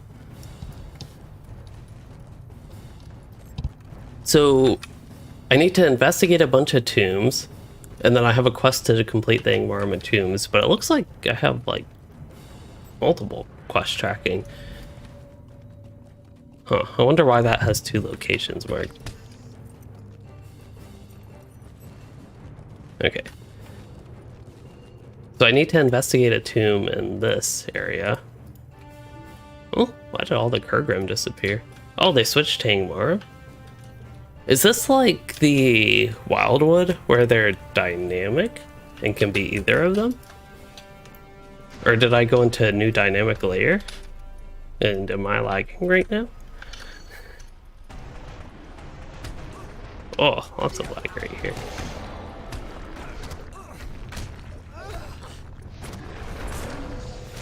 Okay, the tombs will vary with what mob they have. I don't remember seeing Angmarum at all before when we went here on an adventure that was basically for no reason besides exploring, which the quests have us do anyway. So which one of these? I don't think any of these are actually power draining. That one's a vitality decrease.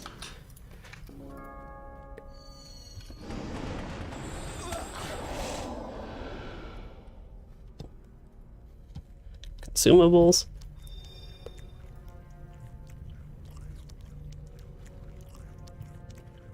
I don't even know what that provides. Okay, it's both resistance and stat. I might even have hope tokens. Really buff us up.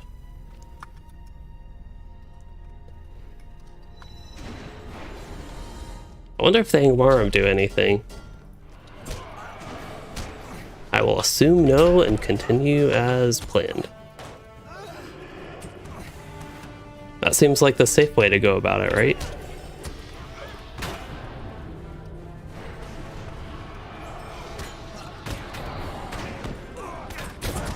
Yeah, they actually do seem a lot weaker than the Kurgrim and the Dwarf Whites.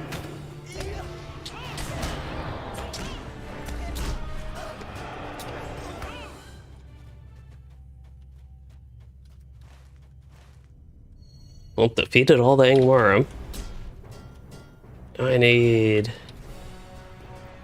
a cat out of my way.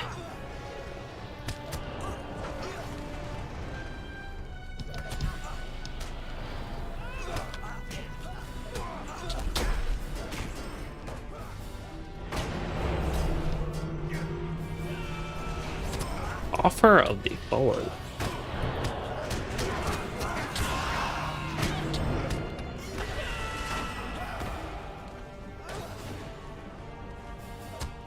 There it is. Dwarf Lord's Tomb.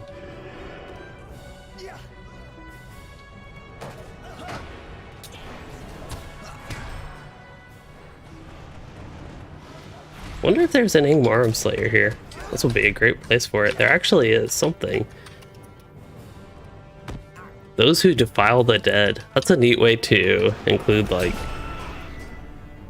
not necessarily just Angmarum, but I guess anybody else who does that around here. Which I'm already on the advanced of.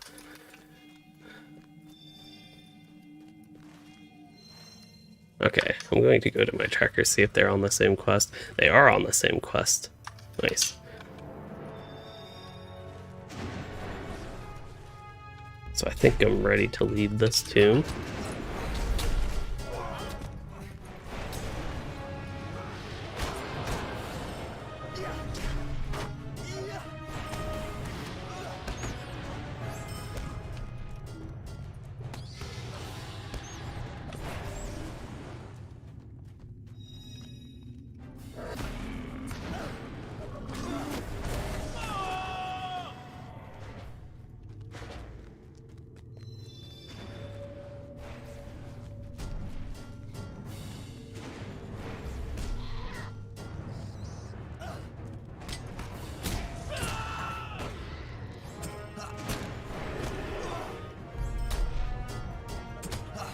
Well, all these tombs seem to be pretty similar, so I'm guessing in the middle there will be one of these Dwarf Lords. I really do prefer Angmarum over the Kurgrim and Dwarf Whites, though. At least prefer them over, for me, not dying reasons. Oh, actually don't see the Dwarf Lord yet.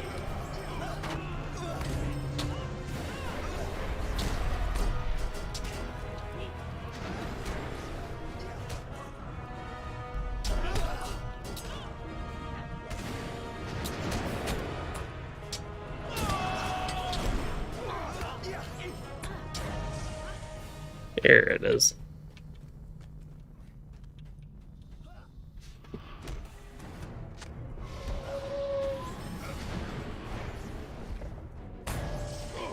Oh. Oh, it's he a white? Bruni Trollbrain. I have no idea who that Dwarf Lord is, but... Alright. I'm guessing trolls did not like them. Not enough... Oh, not enough power.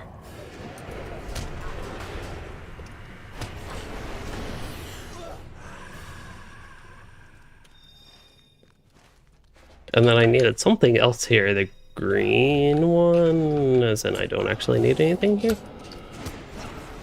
Igmara Missive. Ah, starts a quest? Continue. Oh, I actually had another objective for that I didn't even notice. So I didn't need to go here.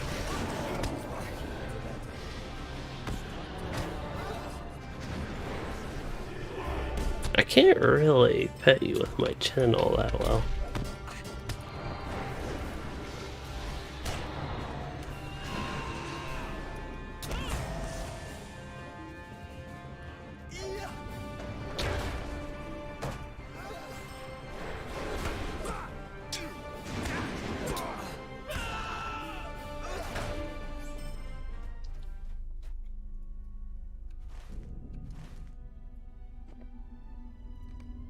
Oh. Wait, 2 amethyst. I got 3? Is that because that is a thing that is boosted by the toolkit?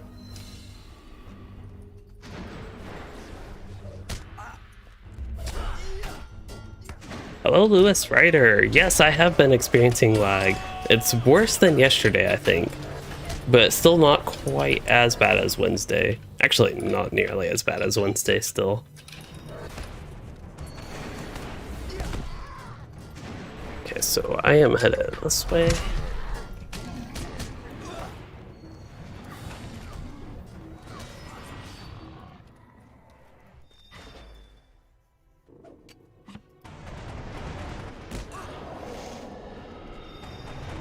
Oops.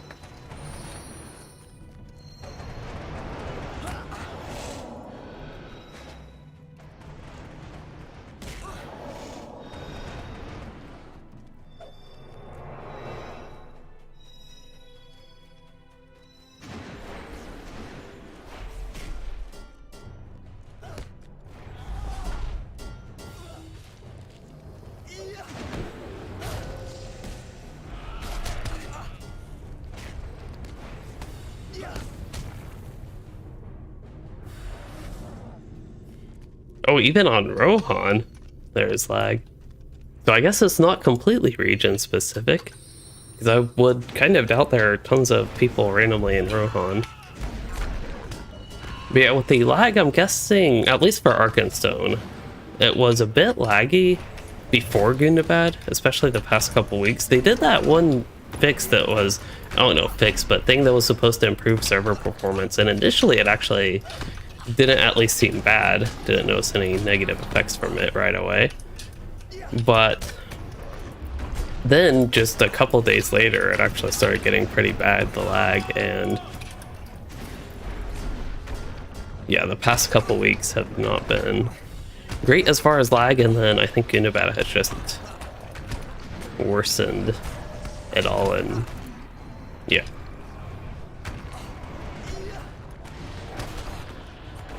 So, as far as lag goes, Gundabad was partially bad timing just because there was already a lot of lag anyway. I don't know a lot of lag, but there was some lag, and then it just made it worse, the expansion launch. Oh, lots of things to set. Do I just get one more of everything? Is that the way the 10% works? Or it is 10% more, right? 10% wallet barter tokens. But it looks like I'm just getting one more of everything, even if it's just 2 of them. Oh, Josh, Gundabad has actually improved your lag. That is surprising. That is good, though. Oops.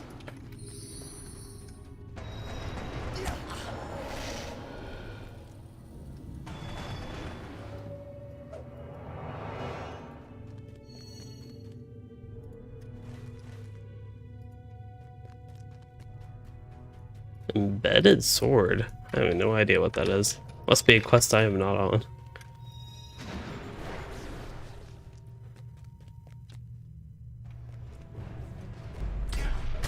Yeah, that is something you can expect on an expansion pack launches. Well, at least in the old days you could expect lag. As far as expansion pack launches I have been a part of, which honestly isn't that many, they have in general improved over time, and also it used to be like servers would be down for quite a while on launch day, which has not happened, at least with LOTRO. So that part has been good. Okay, we have to go quite west in this tomb. I am liking that. At first it seemed like all these tombs would just be the exact same layout, but there's definitely some variety, and this one's pretty different. Doing good on the Slayer Ds though, 100 out of 160 already. For the advanced.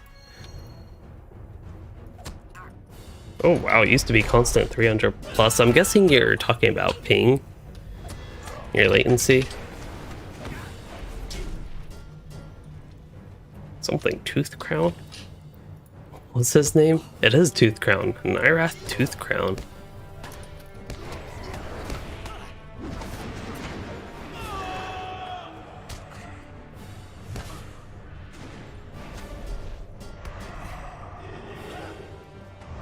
Out of power. Well, I got one debuff removed. Okay, so on to the 6th and final dwarf tomb, and hope we can run into lots of enemies along the way.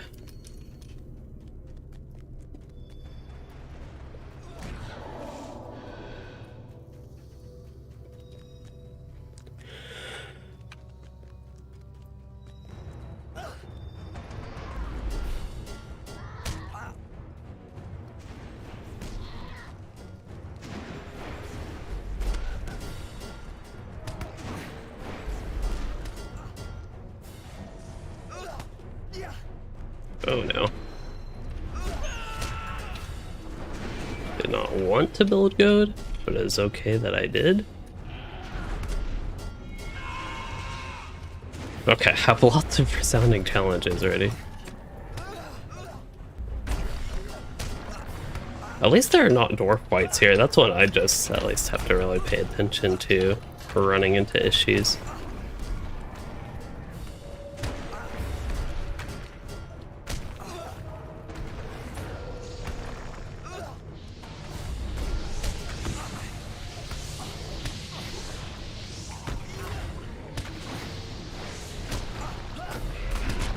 Oh, I'm stuck. Hey, they actually knocked me back out of being stuck in the pool. Oh, nice of them.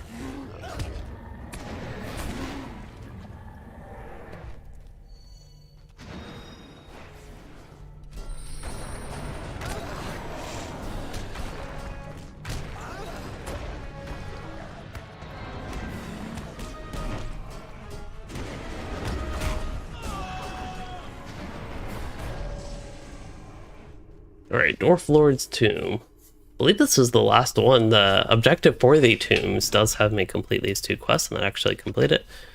And Arthas third. Guess we don't need to kill him. But we can. You can really notice with this map, this mini-map, it just being grass fields outside of here is funny. There's even, it's just completely empty there even. I have nothing. Anyway.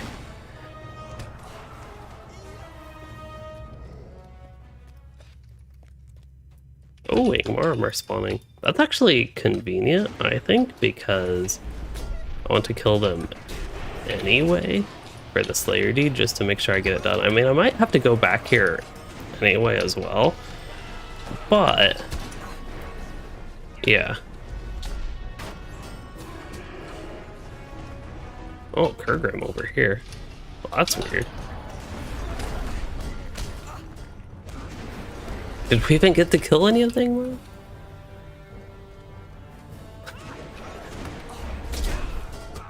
Okay. I'm guessing it's stepping in certain areas is triggering the swap, but I'm not sure how many kills we actually ended up getting out of that. 133 out of 160, that seems reasonable. Got the treasure cache. I wonder how I'm doing for treasure caches in this zone. Romanian. A lot of Azog. There we go, Gundabad. Treasure of Deep's Grave. Find ancient treasure. Okay, that would be treasure caches, so 4 out of 8. For gear as a champion.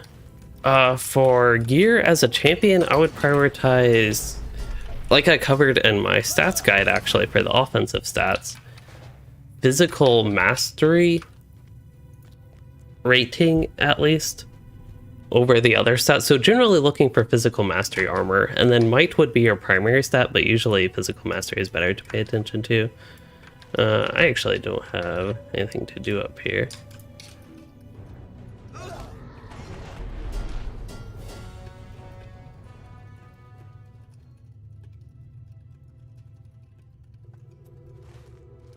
See what they have to do. Make sure I'm actually wrapped up with the quests.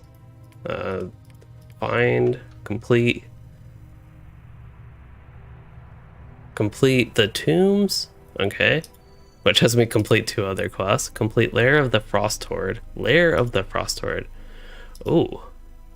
Okay. Complete Camps of Stazgvozag. Oh, so that's the... Okay, I see. It's a quest to complete the 3 quests. One more up there for them. Alright, I will follow them. I'll follow them and just mine and find geodes.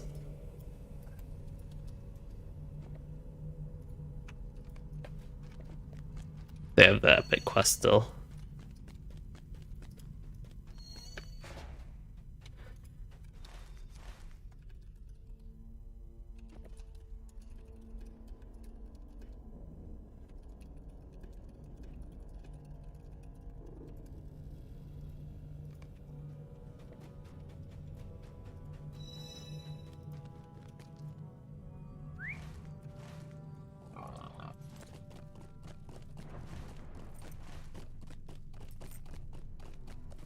Fun to have another Horden to go on the landscape quest with, but I think we are on different quests now. Getting close to 135 and getting the... doing skid... Mizzy? I don't know what that is, unfortunately. I was in. Did I cover all the armor? Talked about physical mastery, talked about might. Vitality, I don't think necessarily should be prioritized, but if you are in need of a defensive boost, it is one of the better defensive stats. It's just something to boost your survivability. That's pretty straightforward and simple.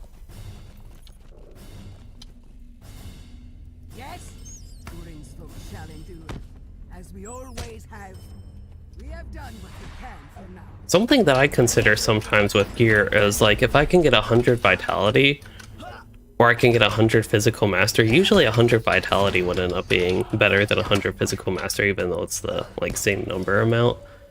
Things like that I think are important to consider. It's not like vitality is so not worth it. Is my window messed up? No, that was my preview on OBS. For some reason I have some window that's like slightly overstretched and I actually don't know what it is. Maybe one of my old webcam sources on OBS, but anyway. Oh, and Manile, it's 6 a.m. there. Yeah, definitely can see you being sleepy if it's that early, or depending on the perspective, even that late.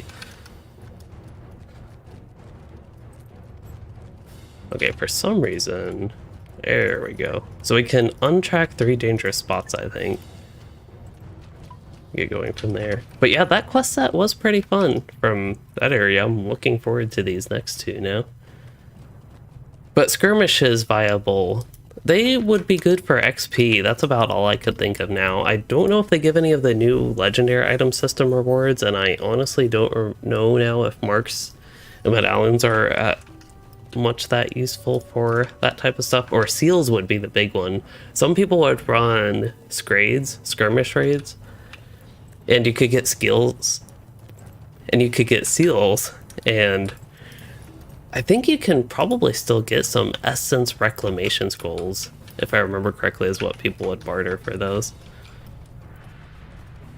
I think they're fun to sometimes do, but yeah, as far as viability, main thing would be XP while leveling, and potentially for the seals running raid version.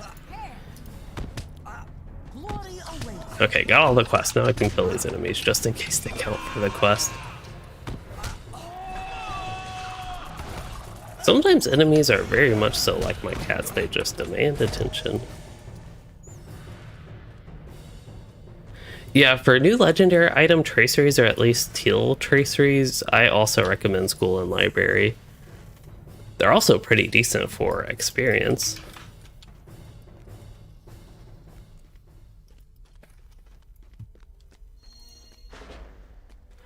This place I did not go into in the beta, but it feels like a cave within Gundabad, which is already like a giant cave. But this really feels like a cavern. Yeah, I'd call this more of a cavern than a cave. This is a pretty neat area. Again, this is one of the areas I didn't actually get to exploring in the beta. There were plenty of areas I didn't quite go into the details, but I saw a general overview of quite a few areas, and this one I did not see and I'm actually liking. Looks like a frozen area. What was once a waterfall is now a frozen waterfall, is what I gather from that. And this would be like, I don't know, flowing. I don't know where it would be flowing, but creek, river, streams that are frozen now. Bone piles. Can't have a random area in Gundabad without bone piles stacking up. It's very nice that somebody came by and cleaned and pushed up all the bone piles in an area and they're not just spread throughout the entire floor though. It is appreciated. It also still bothers me that drinks aren't signatures, kind of like trolls not being signatures. This one's a signature. It's a matron, but still. That's something I'm not a big fan of in Gundabad.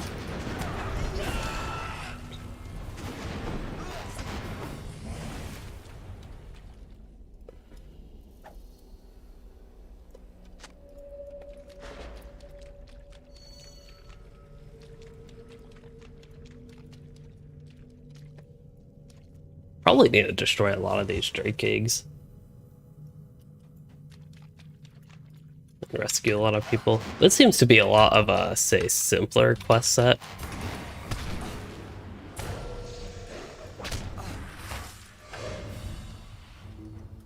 It actually feels like this particular quest set of these 4 quests feels like the most normal thing I've done in Gundabad as far as questing goes so far. I think it's a good thing though. Variety in questing style I think can help an expansion not get feel like it's dragging on or get boring, which I felt with Mordor.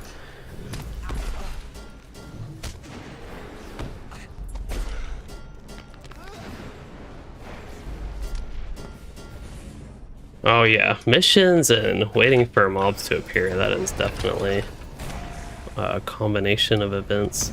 Oh, did I actually die? Wow.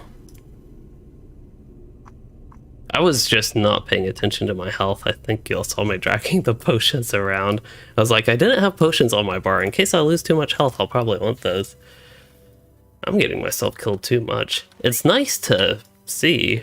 It might sound weird, but if I'm actually dying, that means I have to pay a little bit more attention. I just have to adjust. That's the problem. Same thing that happened with the sappers and as animals are again, for anybody that remembers that. I was like, I know I went on about this, but to repeat that for people that might have missed.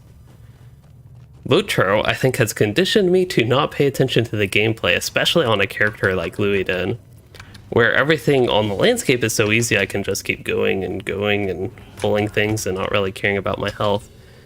Until I run into Goblin Sappers, which were in Sundergrot and, again, in Azenobalzar. A little bit War of Three Peaks. I did have to pay a bit of attention in War of Three Peaks. But on the whole,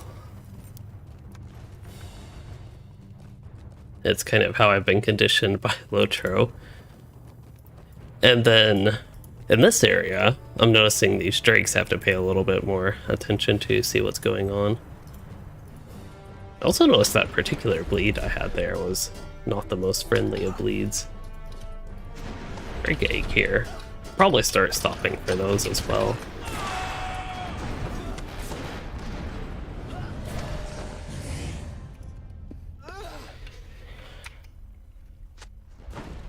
Oh, that was fast respawn.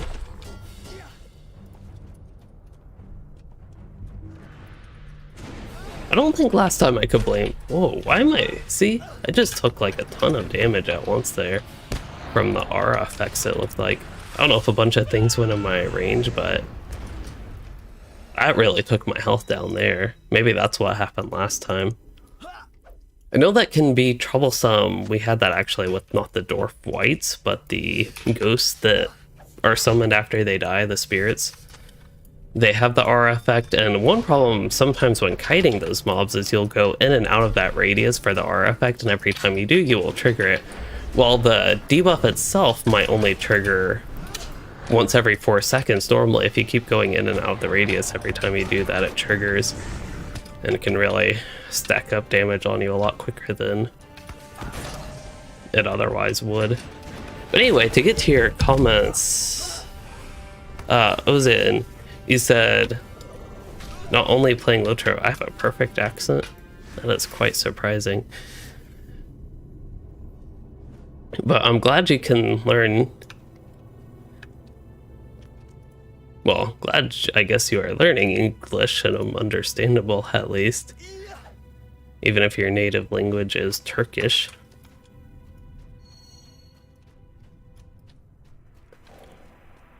Okay, so we need to, break some drake eggs. Ooh, treasure cache. I'm finding a lot more treasure caches in this zone, just stumbling upon them. Getting a sunstone and jade gemstone. Okay, that's actually not too irrelevant. I also thought jade gemstones used to be worth more than 21 silver. Oh, they were closer to 100 silver each, like 80. I don't know why I thought that, but that is what I thought. And here's one of those rare treasures that I can't loot, because I guess I got credit for all of them somehow doing the ones in Madagard, like they were linked on accident somehow.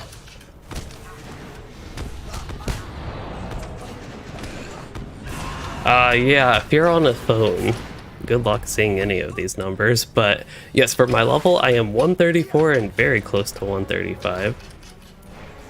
I will soon have my second muster.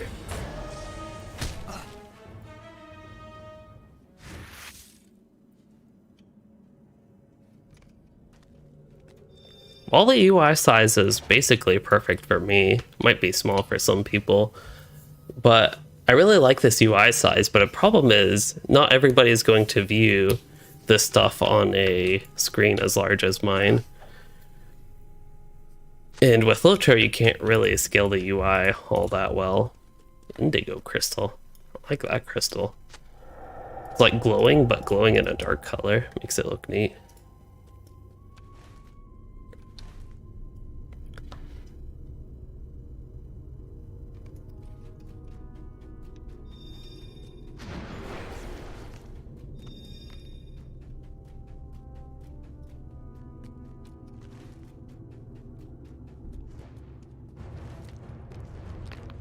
Break drake eggs.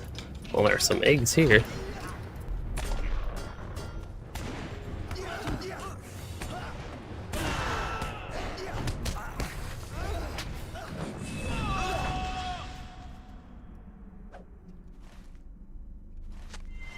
I need to go north, so I'll go get these drake eggs. Which I thought I already got some right over here. Maybe they're... or this way, okay.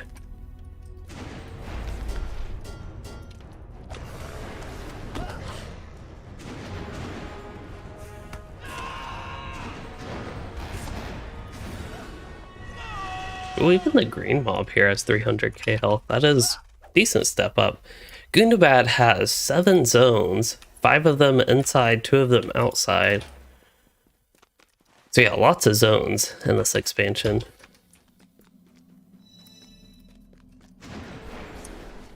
Currently I'm on the 3rd zone. I'm almost, well, yeah, very close to halfway through the levels. Maybe even after these quest turn-ins, I'll be halfway through the levels and partially through the 3rd zone out of 7.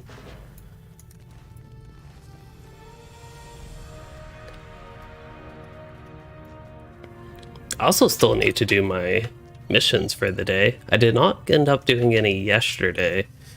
I don't necessarily need to do like all 6 every single day, but that's something I wouldn't mind getting to if there is time, but I want to prioritize actually wrapping up this zone. Lots of quest turn-ins here. Mocha. I saw you fighting in there. I guess If you want to make a hearty breakfast. I'm guessing that was getting the eggs. Ooh, really close to level 135. Still not actually there yet. How much damage does that even do? 32,000? Won't be enough to kill it, but yeah, somehow fixed up the messed up gamut. Well, that when mobs knock you back in the direction you wanted to go anyway. Is it the bat that's done me or something else? Oh, we are continuing heading north up here, and we have the camps of Staz Bozag.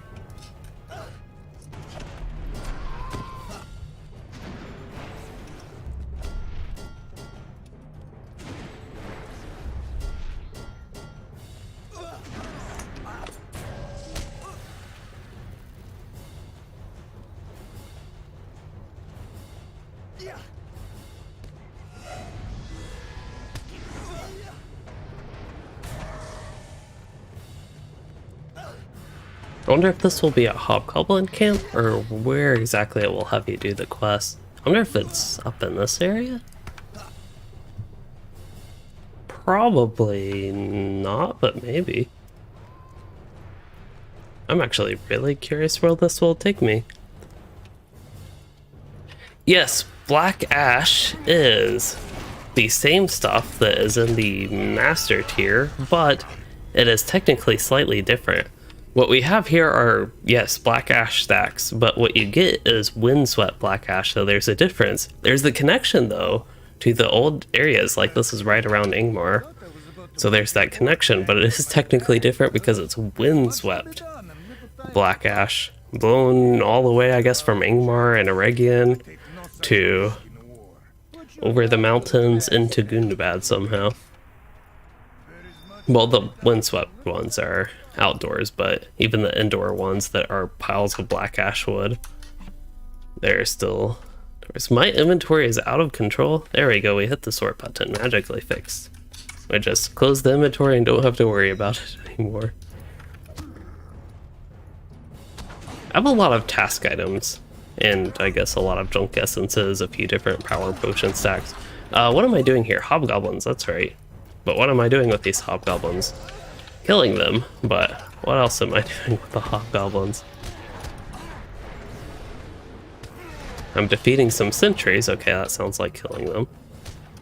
I am defeating named ones. I need to collect weapons, and then I need to collect some reports. Okay. Ooh, leveled up 135.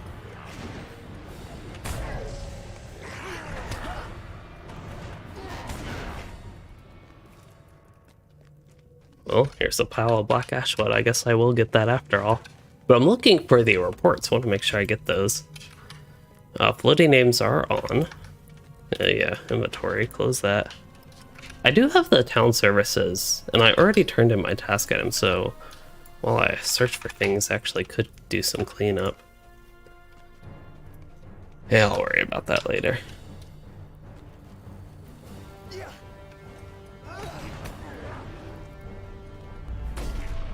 I wonder if there's a report up here. Does not look like it. Do I have a Hobgoblin Slayer? I really hope so. I do.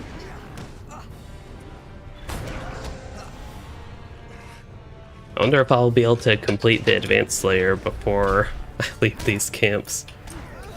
That would be a lot of Hobgoblin kills. I don't think I'll quite kill 160 of these guys, but it is possible. If I do a lot of back and forth and can't find anything, then it really is entirely possible. Okay, getting floating names on with all these enemies.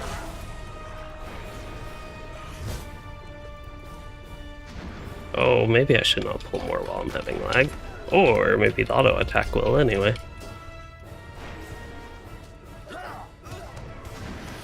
Probably really inefficient to use restoration there. Against a single enemy, I think it would have been okay. Defeated Captain Zerthrug, who did not live up to his something legend. Alright, I'm gonna use a potion.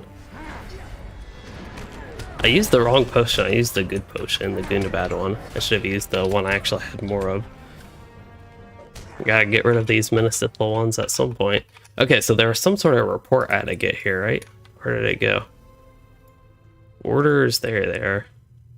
By order of Warlord. Oh, they're not going to be items. If I press delete, I don't target it. It's going to be an NPC for some reason. They didn't want you to just mash delete key and find those, I guess. So maybe there actually were some reports up at this camp. It's really looking like it on the map.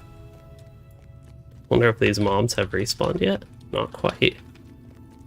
Wait, this one's an item? Well, that's weird. I made it inconsistent. Angmarum continuing experiments in Cloven Gap.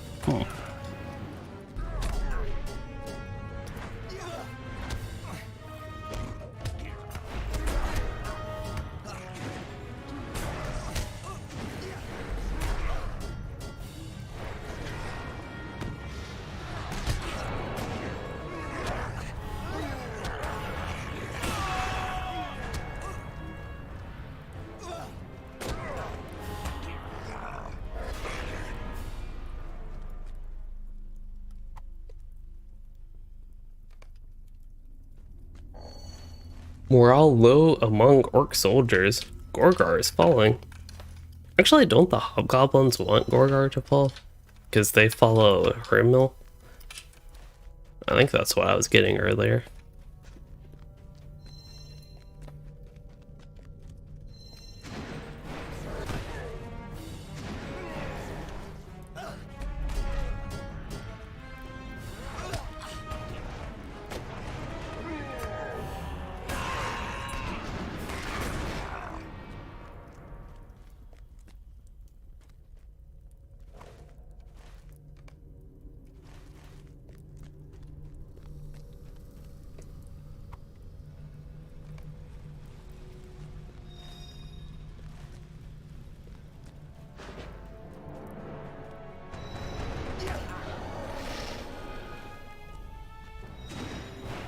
So one more set of reports. I actually still need to defeat more sentries somehow. All this killing I have done. I also haven't collected that many weapons from orc spies.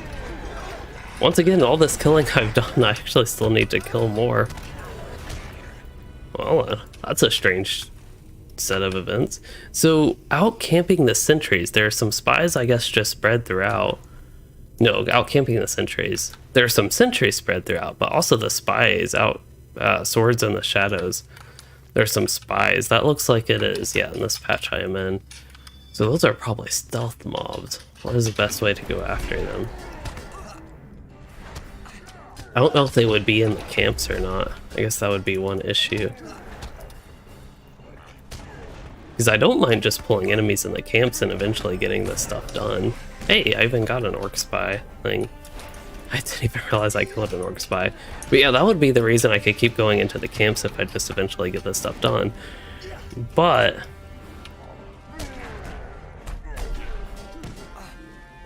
oh, there are hobgoblins and Dwailing? Oh, where is Dwailing? I know that's Shire. Is that in the northern part? Usually near the entrance, okay, and sentries along the road. I remember seeing a couple sentries earlier. I'm kind of surprised I didn't kill more of them, but that's probably the whole along the road thing. There's probably one. Yeah, that was one. But yeah, I'm actually kind of happy having to kill more, because now I can get Slayer Deed progress. that many I really don't need Philippians on. Oh. Morale taps might be weak, but as I always repeat, they're better than nothing.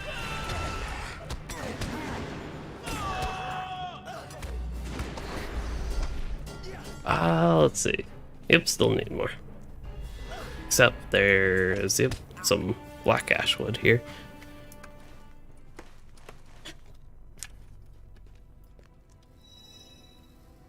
Don't see any orc spies in there.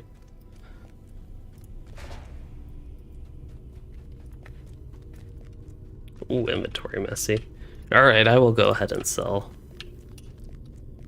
So essences, I want to keep. I'll keep the potentially useful essences, basically. I guess I could keep... I don't care about it enough to do that. Any new gear that would be potentially useful, I'd like to keep. Task items, I don't care about keeping. Anything I can disenchant, I want to disenchant. If I can find my flame of Encalamere, I don't have enough room to disenchant. Well, I can fix that.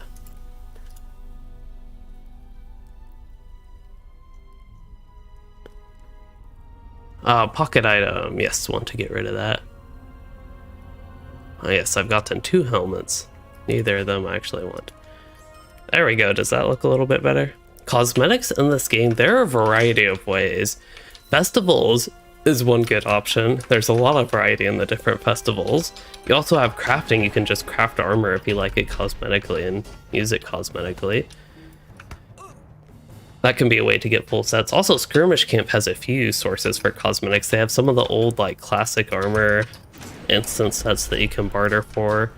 And then they even have cosmetic versions of some of the old armor sets, I think.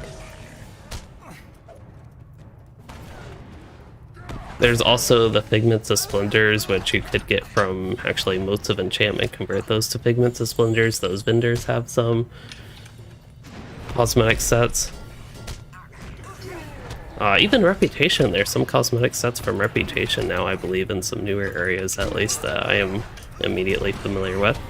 Such as the War of Three Peaks or missions, they have cosmetic sets. All the slag is kind of spooky right now in this particular situation. I don't have Never Surrender up, so make sure I have that up. Okay, got Seize the Moment, that should be good. There's a sentry. Make sure I pull him. So as far as sentries go, I will need 1 more, and spies I will need 3 more. I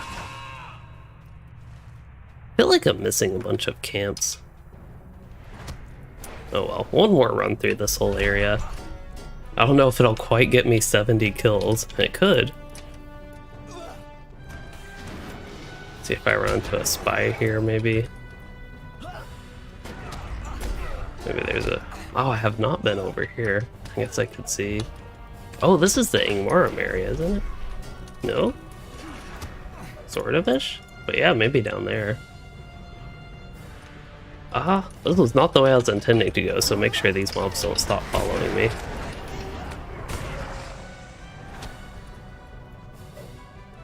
But just because I haven't been down here yet, I do want to head down here. If I can find a safe way down.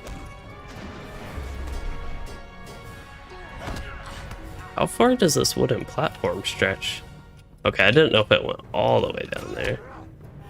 Here's one of these chests, but again, can't loot it.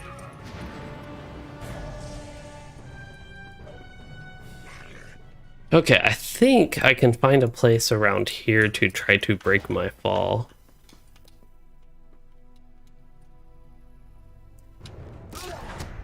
What did I end up with? 18 seconds, that's not too bad for that big of a fall. Now, I don't know if there are any of the mobs I need way down here. It does show it on the tracker, but I just wanted to head down here for fun.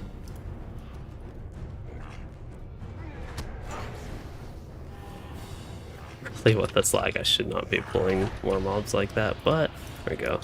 There's a sentry, so that'll be the last sentry, but I still need 3 orc spies, really? I'm actually surprised I still need 3 more.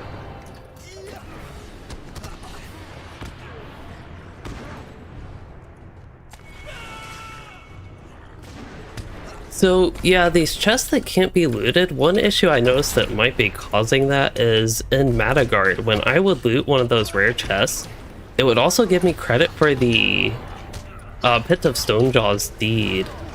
So I thought that was pretty weird. And actually when I finished the Madagard deed, I also finished the Pit of Stonejaws deed. But now that I'm at the Pit of Stonejaws, I can't even loot the chests here. So I'm curious if that was... they were somehow linked together. I really did not need to use that bleed, but... I mean, what else was I gonna do? But yeah.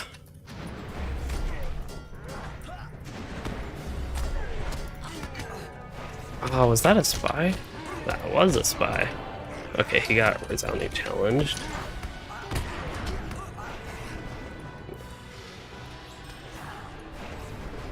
Sometimes Warden, you actually want to pull more so you can get more things hit with your morale taps. I'm going to be running here where these other mobs can't hit me. It just means like free healing. Alright, Captain.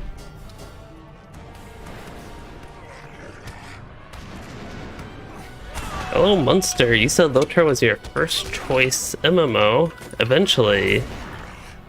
Oh, and then followed by Star Wars The Old Republic and then Elder Scrolls Online for number 3. Well, I'm glad you still find yourself enjoying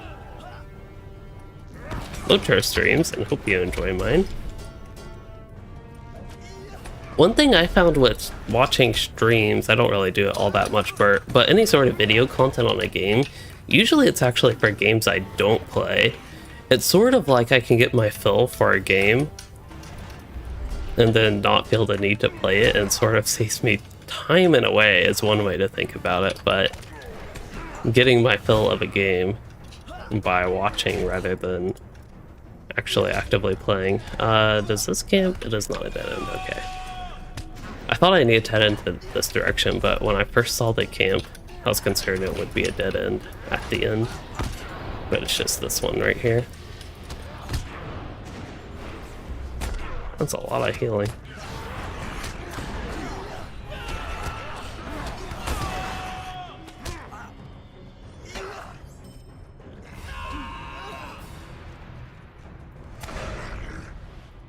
Even with that terrible ending of Gambit Default, that was one of the smoother big pulls that I have done today, I feel like.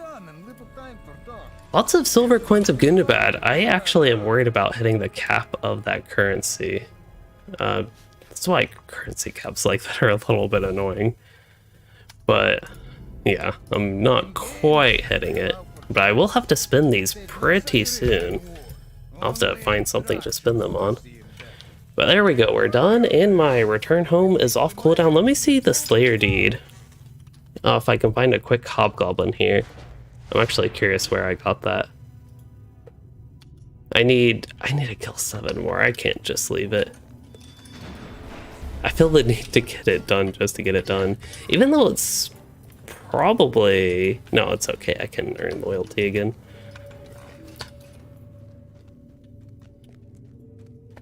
We just have to go through one more camp, and again I can do my return home. This set should be good.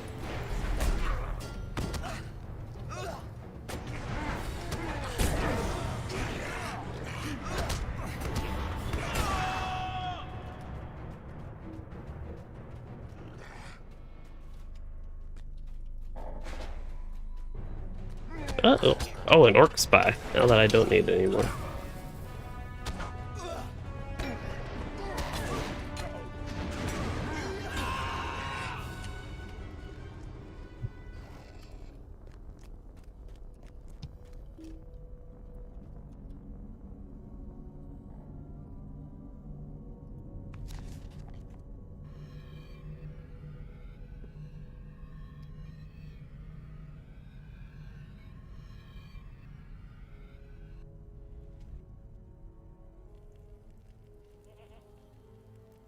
Okay.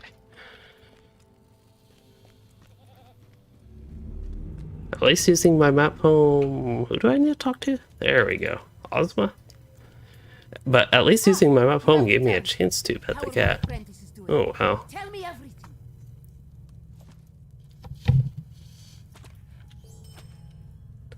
been enough to make a decision. This Angmarine cult has become The our apprentice. top priority. Apprentices You are attack. ready to depart. The four of you will attack at once.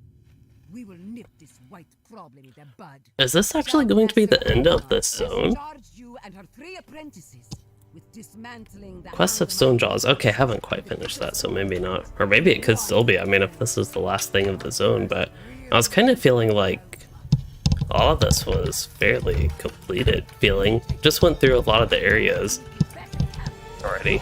Oh, we're going to the Dwarf Tomb. The Scout Trio. So these are the apprentices. Wait. Scout Trio. I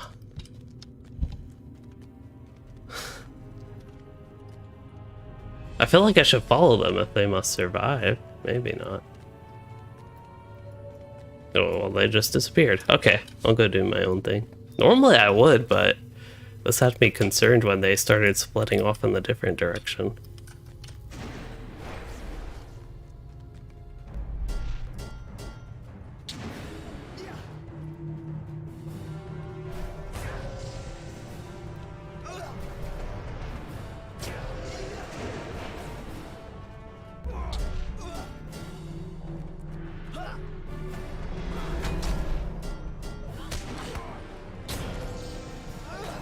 Gotta make sure I pull all these siding, worm. I do notice these mobs compared to the book story quests. The book, well, the epic quests. There we go.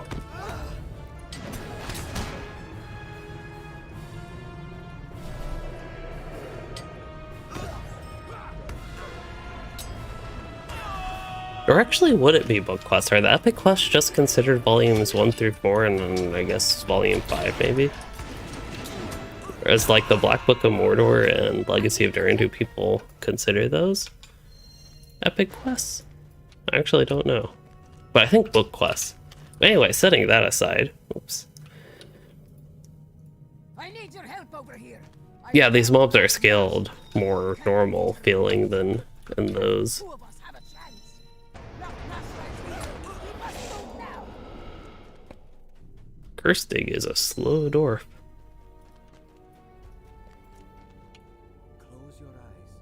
Feel the presence of the spirits. They are Cannot be defeated. waiting your orders.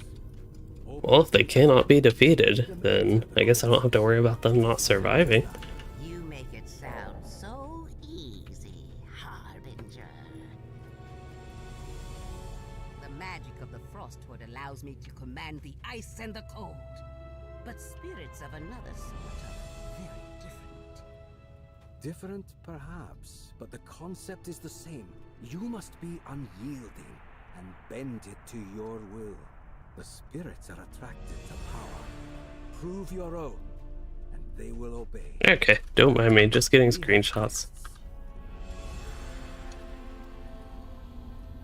Roar stab. Okay, epic quests are also free to all, that is a good point. If I must be unyielding to destroy my enemies, so Yeah, I think book quest was the way I was trying to find to refer to them. I think story quests would also work, like main story quests, which is something other games use. I know in Final Fantasy XIV it's kind of funny that it's the main scenario quests, I think, something like that. But it has the exact same acronym as main story quests, so it kind of works out perfectly. Come and stop me then. Well, I would like to stop her. Don't kill the dwarf whites too quick in this instance. That makes me so uncomfortable. I don't even know how I'd kill them slowly. Maybe not doing that. They got away. Kirstig, are you here? I wonder... Close. Like, if that causes an issue, what the issue would be. That's why we're here. Ozma is gone. Piper really likes it when we have quests where we're just watching. That means she gets more pet time.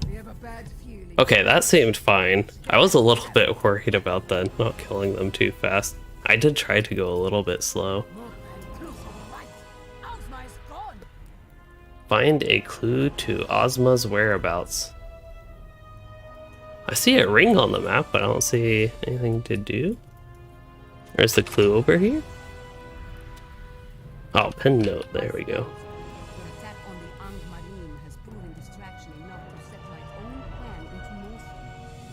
Oh, I have to select a bracelet. Critical rating, but then evade rating. It has one good stat and one stat I don't want. But there's not much evade rating, so I think given all of the benefits of this, I would actually not mind replacing the bracelet I have. Just double check that the might one, and especially the will one's not more valuable. Oh, you had to do this twice due to killing the 4 wives before the 2 NPCs ran away. Okay. 101 heritage runes of 475k. I've done a lot of quests then. I guess that means I have done like 101 or so quests here.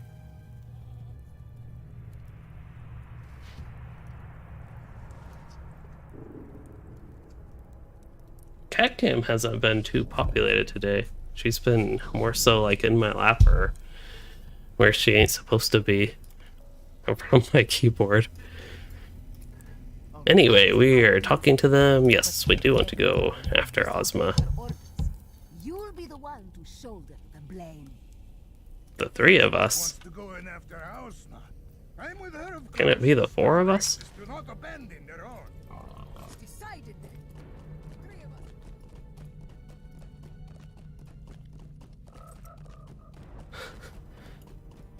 us. Well, those toads got... It looked like they got really mad, but they only got a little bit mad, I think. Like I just come thundering in on a boar when they're trying to enjoy their day. What am I doing scarn-wise? Not really getting all that much.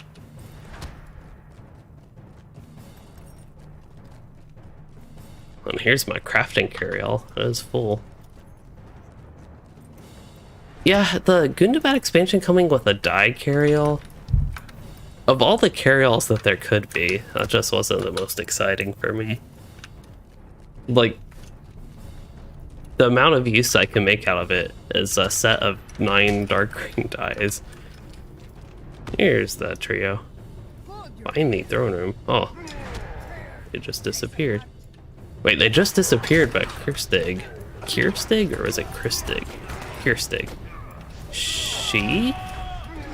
It sounded a little bit like a she.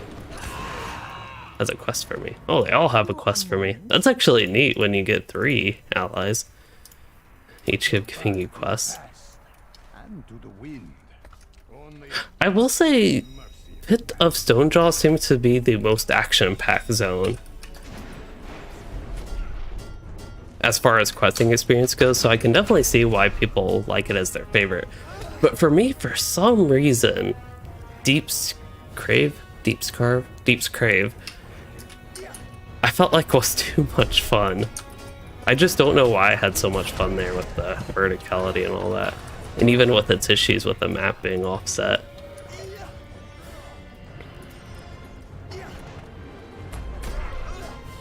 I do think Madagard is my least favorite zone of the 2 and like, I don't know, 4/5 that we've been through. But the 3 that I've actually quested in. I need to get some of these, or not get some of these, I need to throw bombs in those locations. And did I miss anything else along the way? Missed this hobgoblin. I wonder how much damage Wages of Fear does. Well, it really doesn't. Just on the number it shows on the tooltip really is not that much. I'm curious what Critical Strike does. I can't believe I'm curious about that, but...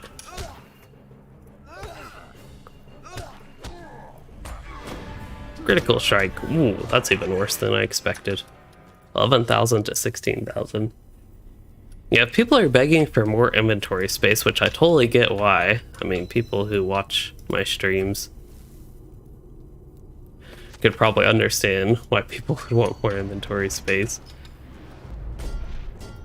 But a more useful carry-all, potion carry-all, could be interesting because that's something that takes up a lot of inventory space on a lot of my characters. Not just health potions and power potions, but the ones I don't have, the poison, disease, debuff potions, I mean. What else? What do I need to do here? Destroy hobgoblin weapons. Where are the weapons? I guess we haven't gotten to those yet. I actually see some over there. And I still need to plant some smoke bombs. Too hard to find things for you here, Robert. I haven't found much issue with that personally. Besides, again, the vertical zone being offset, that took a good moment to adjust to.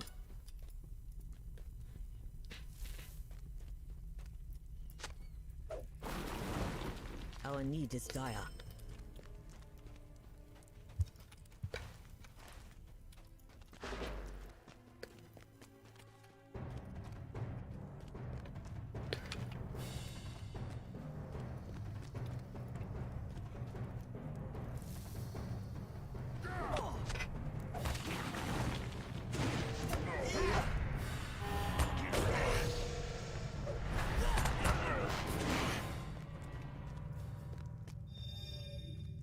Atagard. Yeah, Atagard, a little bit of my experience was muddied by the lag, but I didn't find it to be a bad zone. I've just felt like the 2 zones after have been more fun to me.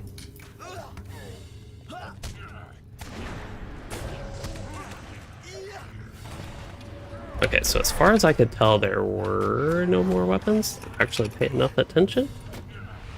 Maybe I actually did pay enough attention. Here I go lagging.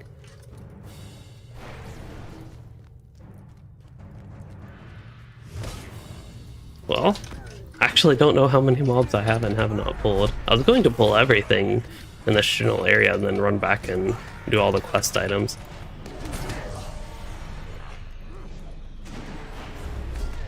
Is that a...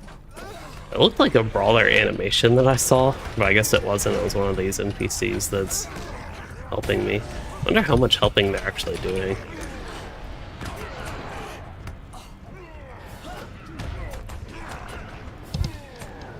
I see some things are taking 1 and 2 damage. I really can't tell how much damage these guys are doing.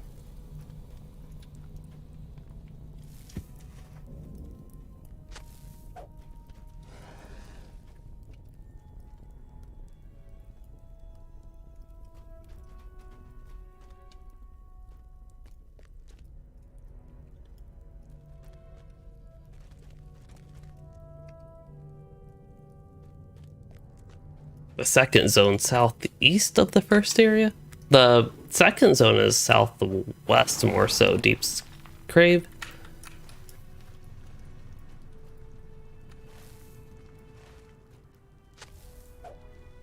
Pit of Stonejaws is the third one, that is north. Southeast would actually be Elder Slate, I think.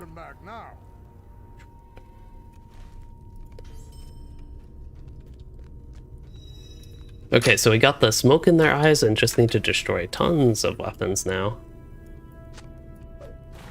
But I did clear out a lot of the hobgoblins, so good chance to. Also, I clearly did not need to focus on the hobgoblin slayer deed earlier when I got what felt like all 240 of them.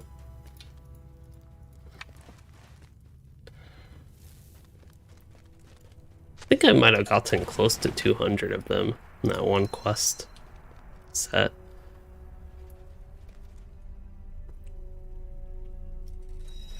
So far, this has also been the quickest zone, I think, based on my expectations of us kind of being near the zone. It's near the end of the zone. We're going to either rescue or find Ozma.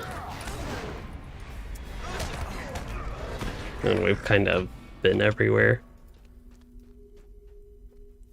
Yeah, I'm excited to go to Carbronak. I don't know how the questing will be there, but looks like it could be a change of pace and fun at the same time. What are these? Oh, these are scrolls, okay.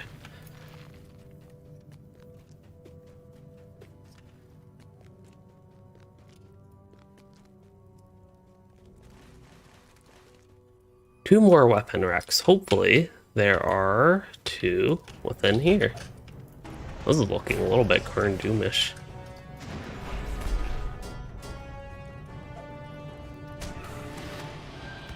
Yep, there are three here even.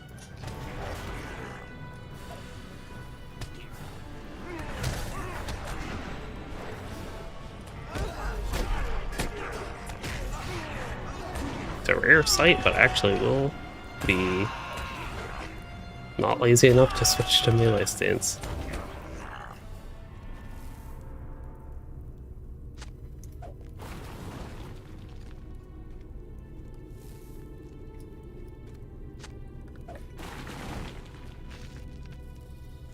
There is much to be done, and little time for talk.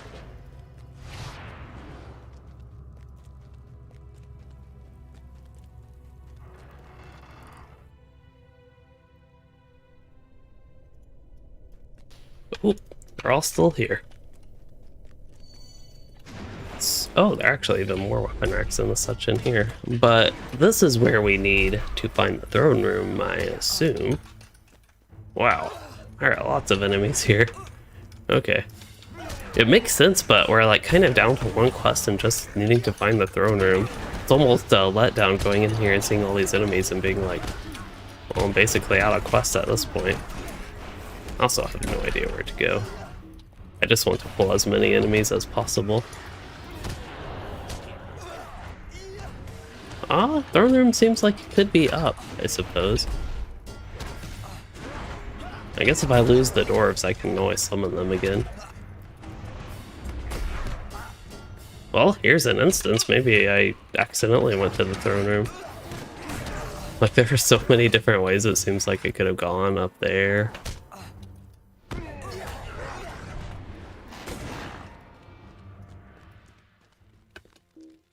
Using that has no effect. Well, I guess that's not the throne room.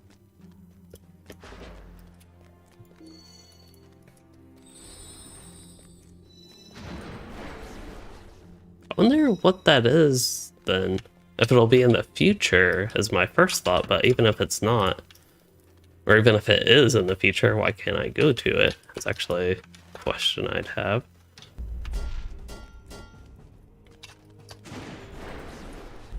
Yep, lots of mobs survived after Sauron's fall. Even in Mordor, there were lots of mobs left. There's a lot of cleanup duty there.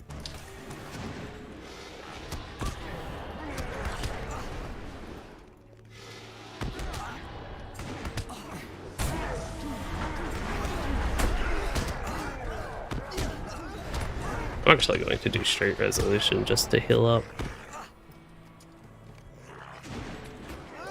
This also makes sense for a place that could lead to a throne room. Ah? I say that as we run into a dead end here.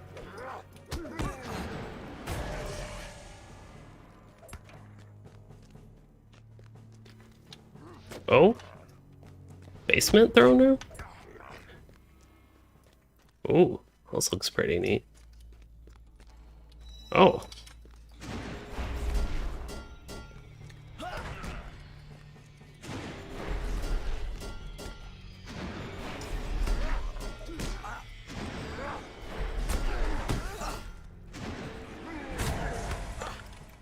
Doubting the throne room is up here. I'm guessing I have to continue, go across the river, but just for completeness sake, I want to see what's on the other side of this before we head that way. I feel like I just keep on using Resounding Challenge, but it really is that strong.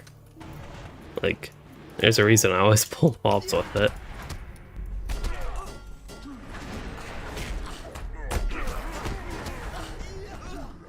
Oh, I'm about to die.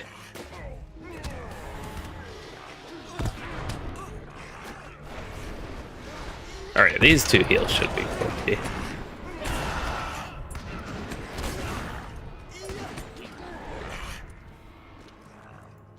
See a lot of training dummies here. Hey, there's an NPC. I really haven't been paying attention if they've been following me or not. Oh, did I need to defeat that guy? Defeated Margs? Did I actually have that as an objective? All I thought I had to do was go to the throne room. Wait, defeat Akulog of the Hoarfrost. Complete instance to Ozma's aid. I am so confused what is going on with these quests. I thought I had to find the throne room, and then I found out I just, like, defeated Travel now. But I have to find leader of the Frostbound. Also, one of the dwarves did disappear, and there's the second one who is headed this way. I want to explore the rest of this area before we try that instance thing.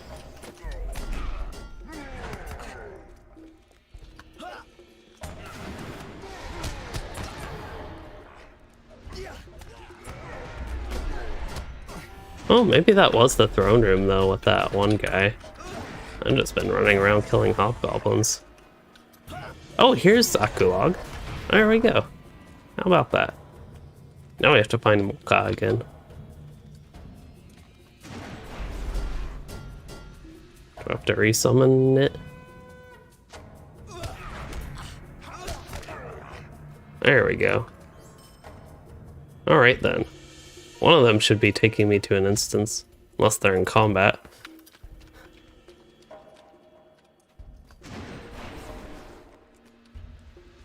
Which way do we go?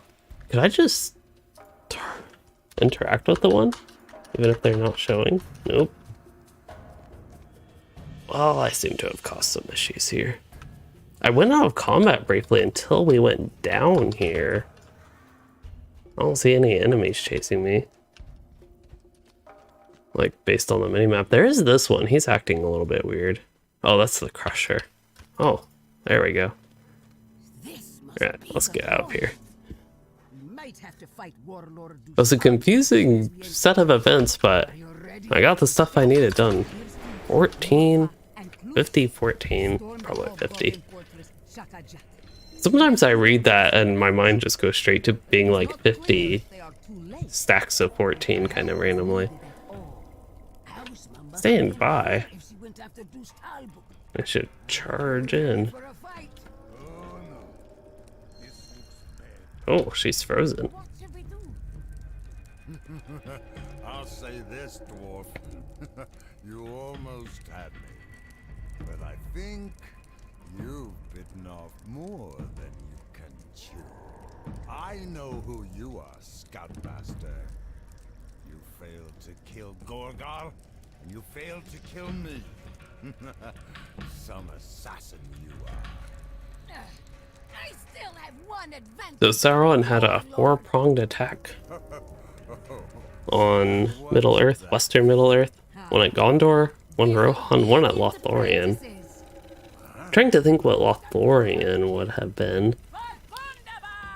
I'm guessing Rohan was considered the one from, like, Isengard and the such.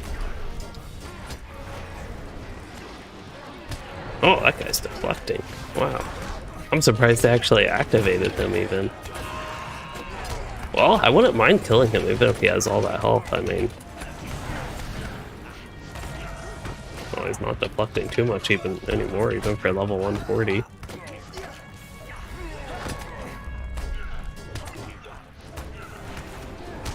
It would be really disappointing if they deactivate him after all this time.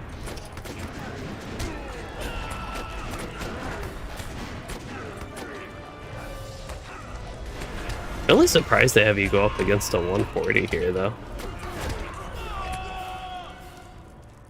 Have to release Ozma. Okay, then. While they fight. I ain't taking a break from the fight. I hope I didn't break it by doing that, though. Right on time. Goodbye, warlord. Everyone, this way.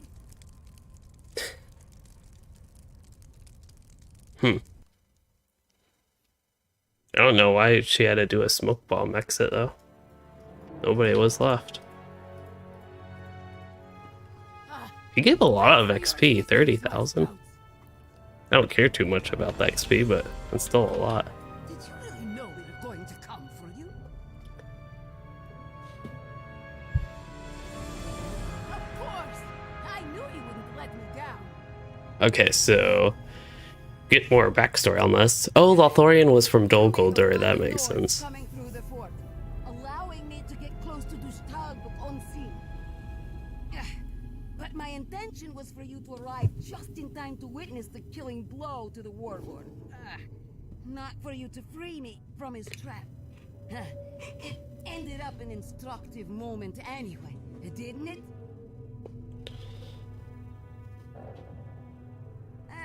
I'm a little banged up, but I'll live. Oh, we're still in the instance. I didn't even realize that. I wonder... yeah, it'll take us back to this place. Wallow in my failure. Let Gundabad be reclaimed. Ah, shoulder pads. A lot more physical mastery. Actually, less vitality overall, but more critical rating. I think I'll equip the new ones. I also got a ring apparently. Oh, this was a random drop ring, so it's 442. But at the same time, it's an upgrade mastery wise. I do lose some fate, but honestly, I think I'm fine trading 2000 fate to 2000 vitality.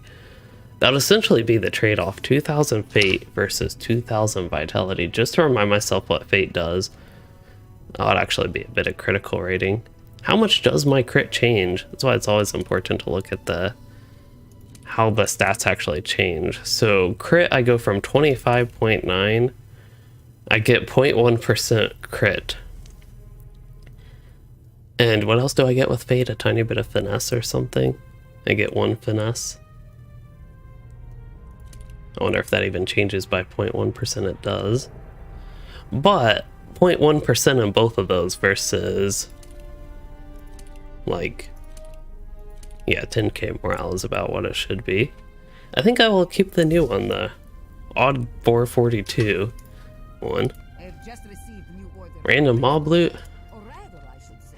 gave me an upgrade. Kind of nice. Okay, so we are, yeah, to Carbronak. Well, that actually does, I forgot to start, like, do a wrap-up warding, but that does actually bring us up to the wrap-up point for the day, and I should probably get going since it's a little bit late and I've been on an early schedule recently. But yeah, tomorrow I plan to have a video done about Gundabad. I am not entirely sure if I will get to streaming tomorrow, but it's a possibility. I have to think about how I want to divvy up my time this week with things.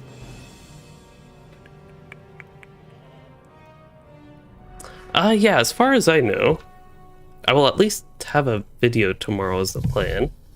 Gundabad video, the one I was talking about, my early review of it, my experience so far summarizing it, which has been overall quite fun as a spoiler. I'm so far liking this, except the currency cap, I have to avoid that, so I think I'm going to go ahead and get the rest of the Taylor recipes that I did not get. I wonder what the light armor will look like. There's always the potential that I'll want to wear light armor. If the medium armor looks like heavy armor, maybe the light armor looks like medium armor and doesn't look as ugly as the medium armor. Ugly to me, I mean, it looks like it fits Gundabad, or at least fits the theme of armor they have going on with Gundabad cosmetics, which to me is just not appealing. Yeah, let's see, light armor. Oh, they have heavy armor? Oh, they split up heavy armor. They have the cloaks not on their own. That's a bit weird. I think I actually like that, though. Have them all in the same spot. There's the boots, there's the gloves, there's the hat. I know it's real easy to tell what it looks like when you have those. Okay. That does not look nearly as bad to me. That could actually be a decent Louisden winter outfit, I think. Oh, and it dyes. The good part of it dies, I think. I don't know about black on that. I'm happy that I found something just to vary it up with Louisden and give him a cold weather outfit. Again, it's... ooh, I like purple. I actually like that with purple. If I wanted pink, crimson doesn't look too bad. Okay, I'm actually excited to get to 140 just to cosmetically equip this armor. That's a lot of... That's gonna be expensive to craft though for cosmetics. I wonder... I could have been selecting light armor quest rewards and just use those instead of actually using improved armor for these 2 whole pieces that I've even slotted anyway. How many hours do I have on LOTRO played? Well, we can see how many hours this character has played. 1 week, 2 days, 20 hours, 28 minutes, 37 seconds. I'm sure quite a bit of that has been AFK, but the majority of it probably has not been AFK. And otherwise, I don't know, multiply that by like 4 maybe. And then multiply it by 4 more. So multiply it by 16. I really don't know though. That's, I don't even know if that's close to a close estimate. That was for people that can't see that. 1 week, 2 days. I think I already mentioned that. 1 week, 2 days, 30 hours, 28 minutes, 37 seconds.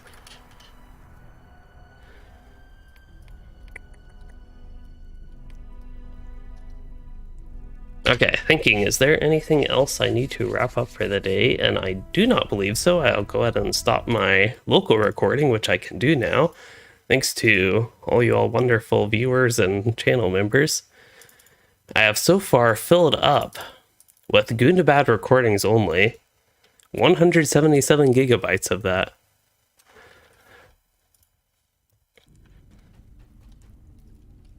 And yeah, I'll get to chop through some of it for editing what is hopefully tomorrow's video. And yeah, I think that is a good point to wrap up, because that was all I can think of. Again, it was kind of sudden. Usually I'm more prepared to wrap things up, but I didn't think about that as we got to the end of this. I am happy I finished this zone. It took about 3 hours. I know I've had some slow parts even with questing this. So it was a much faster zone as far as me completing it overall, and I think the questing was just faster paced. So it was a nice change of pace. Deep's Crave was a little bit slower paced with the huge verticality and more of a navigation type zone than just rapid questing throughout, at least for me. And next we get to head to Kara Bronak. Excited to head there and see what the questing is like and just be outdoors for a little bit. Gundabad hasn't felt as oppressive as Moria as far as indoor experience goes, but it'll be nice to see some light at some point, so yeah. And with that, as far as this stream goes, I hope you all enjoyed it. I hope you all enjoyed getting to see the Pit of Stonejaws and all the other stuff that we might have covered. And if you did enjoy, please consider liking and subscribing for more, or becoming a channel member to support the content. Thanks for joining, chatting, and watching, everyone.